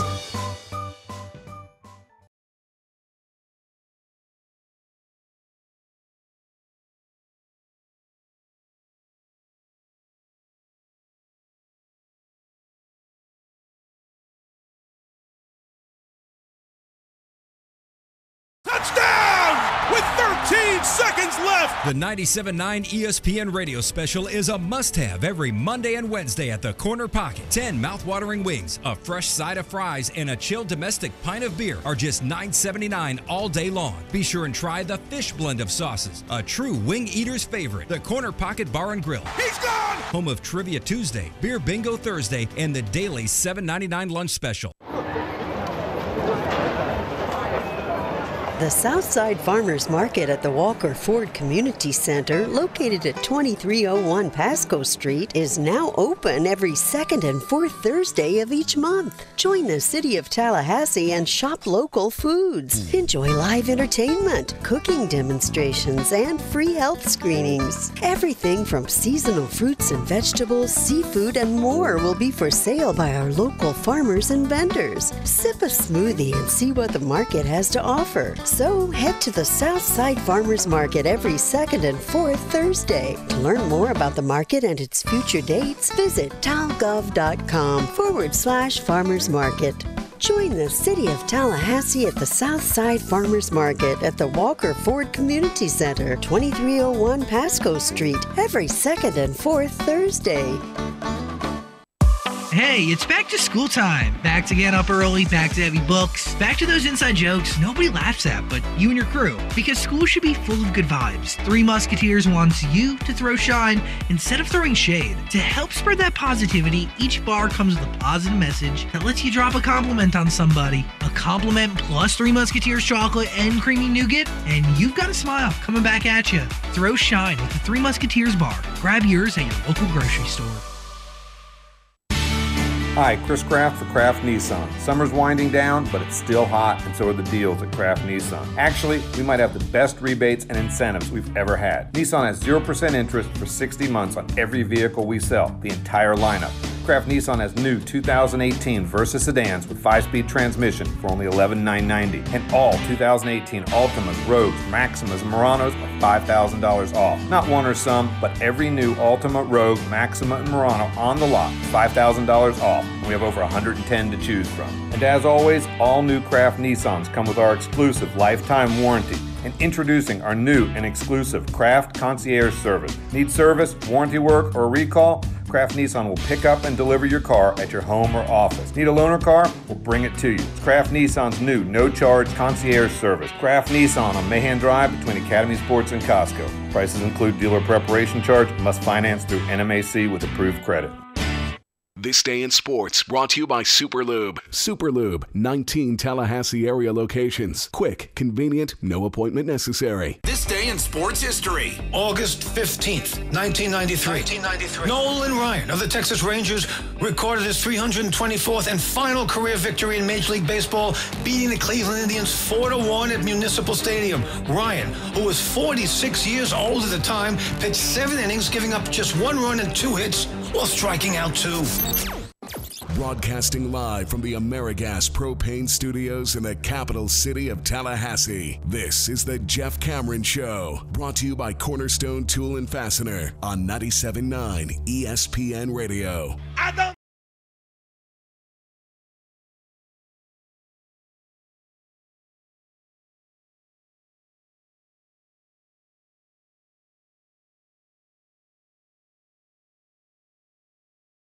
So 97.9 ESPN Radio. I had a friend who sat next to Chuck D on a flight to New York City. How cool would that be? Oh, he would have been sick of me. Chuck. Oh, my God, it's you. Uh-huh. I'm going to talk your ear off. So you remember that time? Right. That would be you sitting next to overbearing Noel fan to Chicago or something like that. Yeah. Not normal Noel fan, overbearing Noel fan. Every fan base has it. Mm-hmm. Over the top. Where you? Yep. All right. So what do you think about da-da-da-da-da? Because my thought is, oh, boy. Here we go. Double Bacardi and Coke, ma'am. I don't know. This time of year, it's not as bad. It's this time of year, I can run into overbearing fan of any team, Buccaneers, Knowles, anybody I love, and I am so in the mood to talk about that very subject that it's all right. It's not, 6 months out or 4 months out. Well, that helps. Mm-hmm. Yeah, the old March discussion is a little that's bit. That's the one that you have a real hard time with when you get into the mid-March. What do you think of Virginia Tech? Oh, I haven't. In weeks, I haven't thought of them in any way, shape, or form. What do you think? Yeah, that's exactly what you wanted to say. So that's all right, man. I will sit down and talk about. It's funny this year. We did it on yesterday's show. It's been featured in articles. I mean, people have all kind of thrown out their ideas as to why this will or will not be a season that exceeds expectation. So really all you're getting into are what the fans expect of the season, what the fans think is possible, and we're just like them in that regard. I don't mean that elitist-wise. I'm saying that. I mean, we're not, Ira last hour when we were talking about this, he said, I'm kind of over the idea of talking about the quarterback race because we're just not seeing anything yet. That scrimmage is really going to go a long way. And finally we get that this weekend, but until that, it's just, they're taking turns. Yeah. Yeah, it really is an even distribution from everything the media says that's going on right now. It's the same as last week. And we saw what last week was all about. Exact same as last week. I will say this. It's funny, and I don't know. if this is per our uniform talk.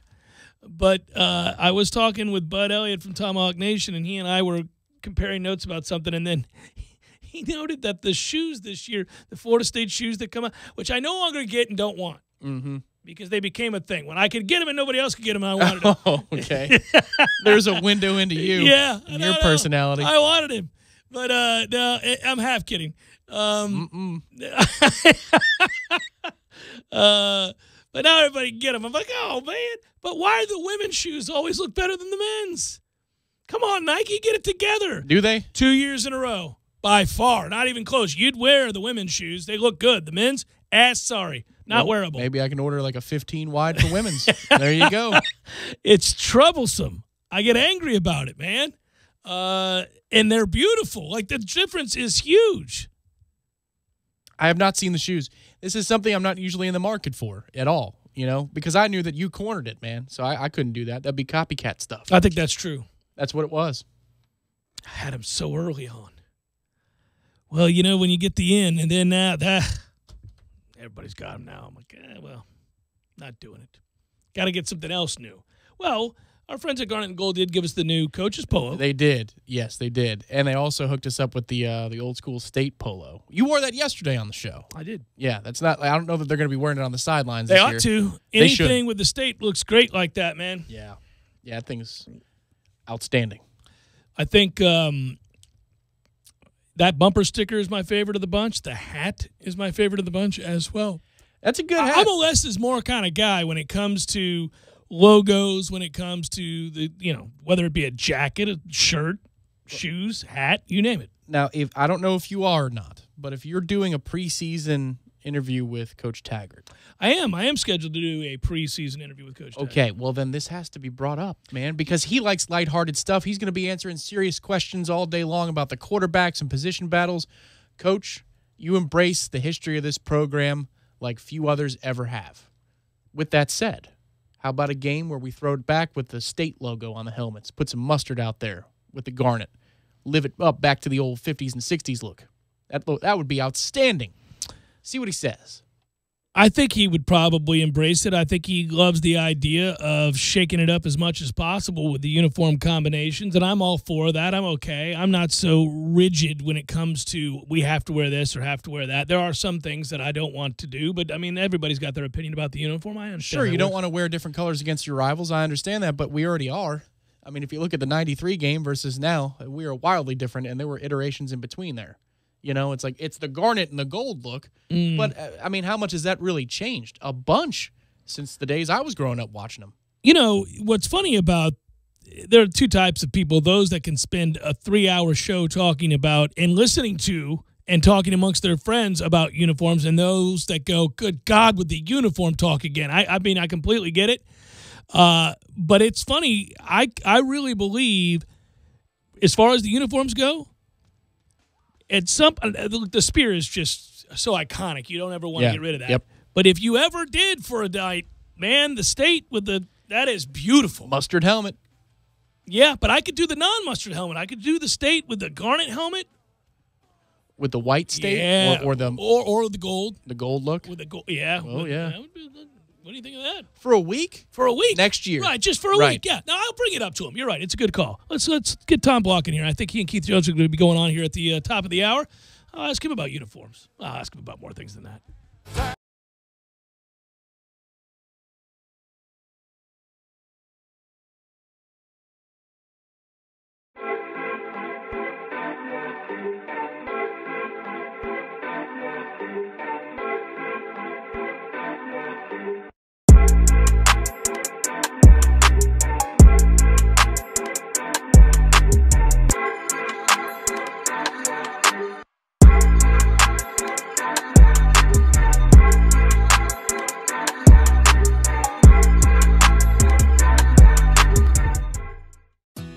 in need of auto repairs, look no further than Nice Tire and Auto Service. Nice has been in business for 16 years with long-term, knowledgeable sales associates. They have the latest wheel balancing machine in the industry. And for passenger vehicles, they service AC, brakes, suspension, tune-ups, and much more. Never sit through a long wait. Nice Tire and Auto has 10 service bays to get you back on the road quickly. If you have tire problems, check out their large inventory with various Goodyear and Michelin tires. Nice Tire and Auto Service, 4792 Bluntstown Highway, 574-4100.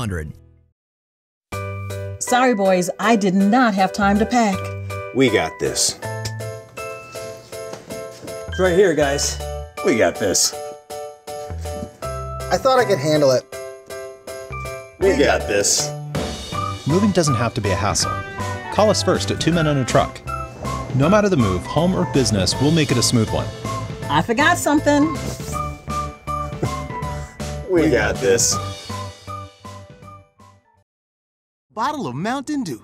Glistening, cold, and delicious. I'm made to keep Mountain Dew within reach at all times, so you're never far from that incredible bold citrus kick whenever you need it. Just inches from your hand, all snug and secure where it won't tip over or roll under your seat or get hot in the sun. So find the store already. Grab some Dew, toss it back, then place that bottle where it belongs, and put that loose change back in your pocket. That's what pockets are for. Mountain Dew. Do the Dew. The holidays are coming.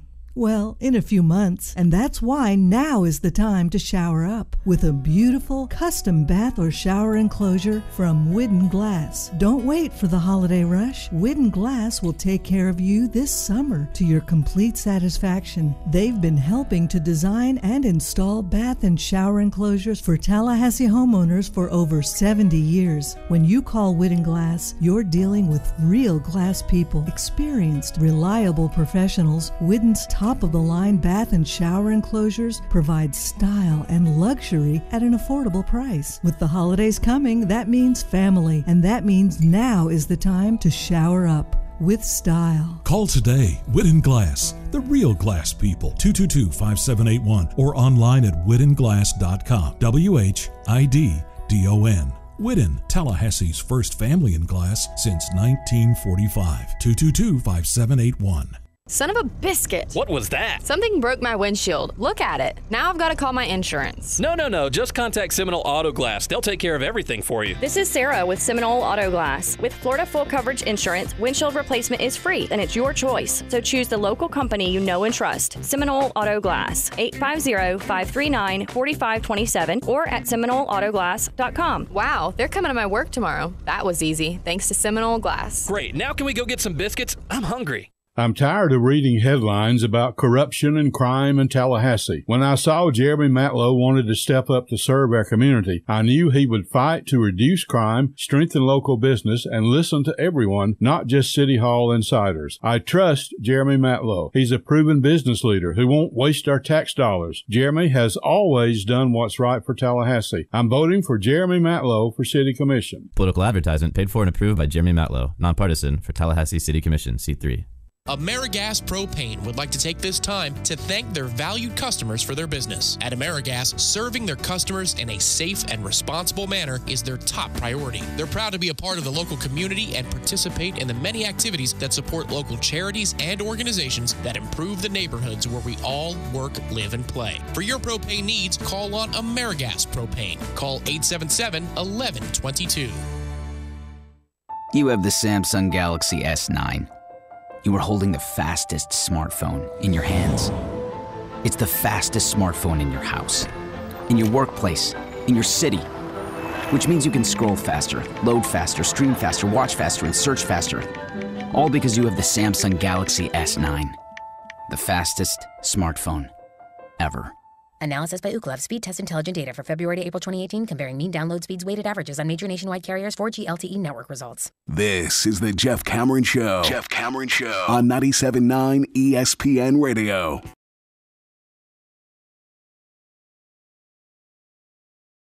I wanted a chance to sit down and talk with the consummate professional, Tom Block. Going to be here next for... Hey, listen, is Keith Jones on the road, right? Keith is on the road. Front Row Knowles, Keith Jones on the road. Who are you having on? Well, Tim Linnefeld has been down at IMG all week, our Seminoles.com insider. Also, Jason Dennard from over at FSU. We'll talk a little bit about all the the new stuff going on, the team walk, P-Dub getting his big moment in the sun, all that type stuff. I'm really excited for both those things.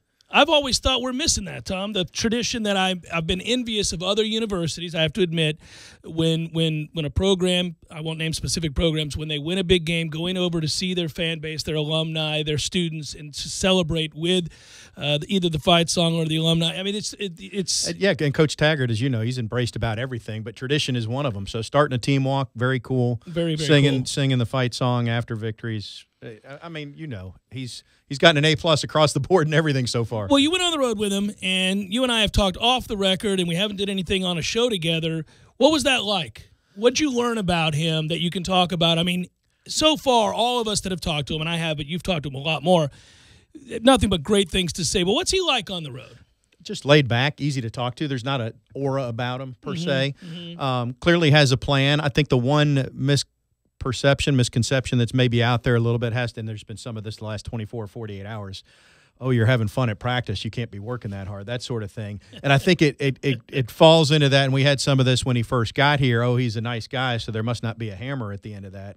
I think it's the opposite. I mean, when he brings the hammer, he's bringing it. Right. You know because what I mean? It's not incessant. It has more power when it finally does come down, which is, hey, listen, I'm making it easier on you guys, but make no mistake, there are expectations here that will be met, and if they're not, there is a problem to be dealt with. Yeah, and in terms of how it translates on the field in terms of game flow, he's going to step on the throat when he has a chance to do it, and I think that might surprise people just a little bit. I don't know what that looks like score-wise or how, it's not going to be an offense that throws the ball as much as – but I think we're going to get some of those questions like we had with Bobby in the 90s, and the response was, it's not my job. To stop the other team. That's your job. Well, you saw him do it at USF. You saw him do it at Oregon when he had his quarterback. I mean, there were some outlandish numbers put on the scoreboard there. And I have said all along that one thing that will change just by running more plays and playing up-tempo, the teams that don't have the requisite skill to run with our athletes are going to get the hell beat out of them, Tom. I mean, seriously, those games are going to be 50-something to 21 or 24, something like that, 60-something. I think it's going to happen a lot. Now, the tough games are still the tough games. Right. But I think these small and that's where your questions are. I mean, when we've talked about it. I mean, when it's third and a half yard, are we going to get that half yard? How are we going to get that half yard?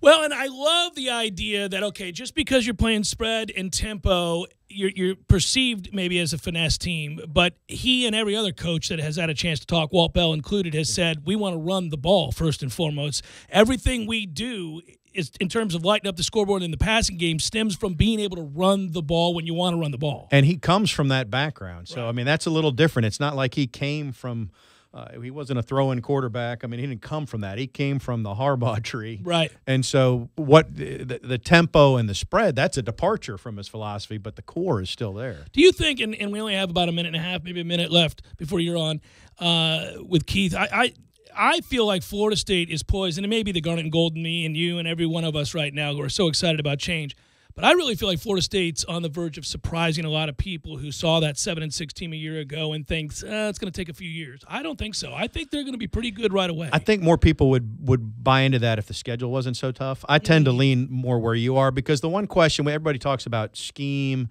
and the receivers are split out this far and how you're going to distribute the ball. To me, what if the sum is greater than the parts? We haven't been there in a few years. We've been the opposite. Your parts are here, but the on-field product has been less than the sum of the parts for a lot of different reasons. Now, if everybody's bought in and there's already good talent and they're playing for one another, what does that look like? I think the whole thing, obviously, if you start out the gates and you win that first game, which we both agree is going to be an amazing atmosphere, I think akin to Oklahoma, something like that. So you win that first game, and that was a game that when it was announced and when we saw the schedule, we thought, that could be a really tough game and all those things. But let's say you win it, and you start the season, God forbid, 4 or 5-0 before you play Miami. What that momentum does, the belief and confidence that builds at that point by virtue of 3 and 4 wins in a row, could see a team that plays a little above their head. They're not where they need to be in the trenches necessarily, like they will be in the next couple of years when you can recruit. But they might start playing in a way in which they believe it's possible to win 10, 11 games and win the conference. And that's the part we don't know yet because you can't know until you face the adversity how you're going to respond. Have a good show tonight, brother. As always, I look forward to listening to it on the way home. Front Row Noles up next. Good work, Tom. Good work, Matthew. Be well.